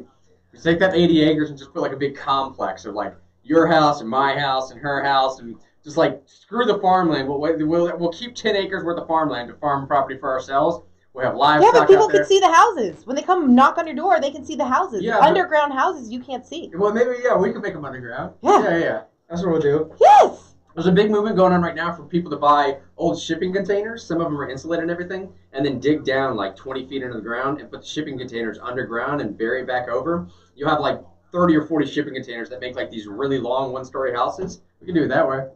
I like it. Yeah. We have to get a bunch of guns and ammunition though, Facebook.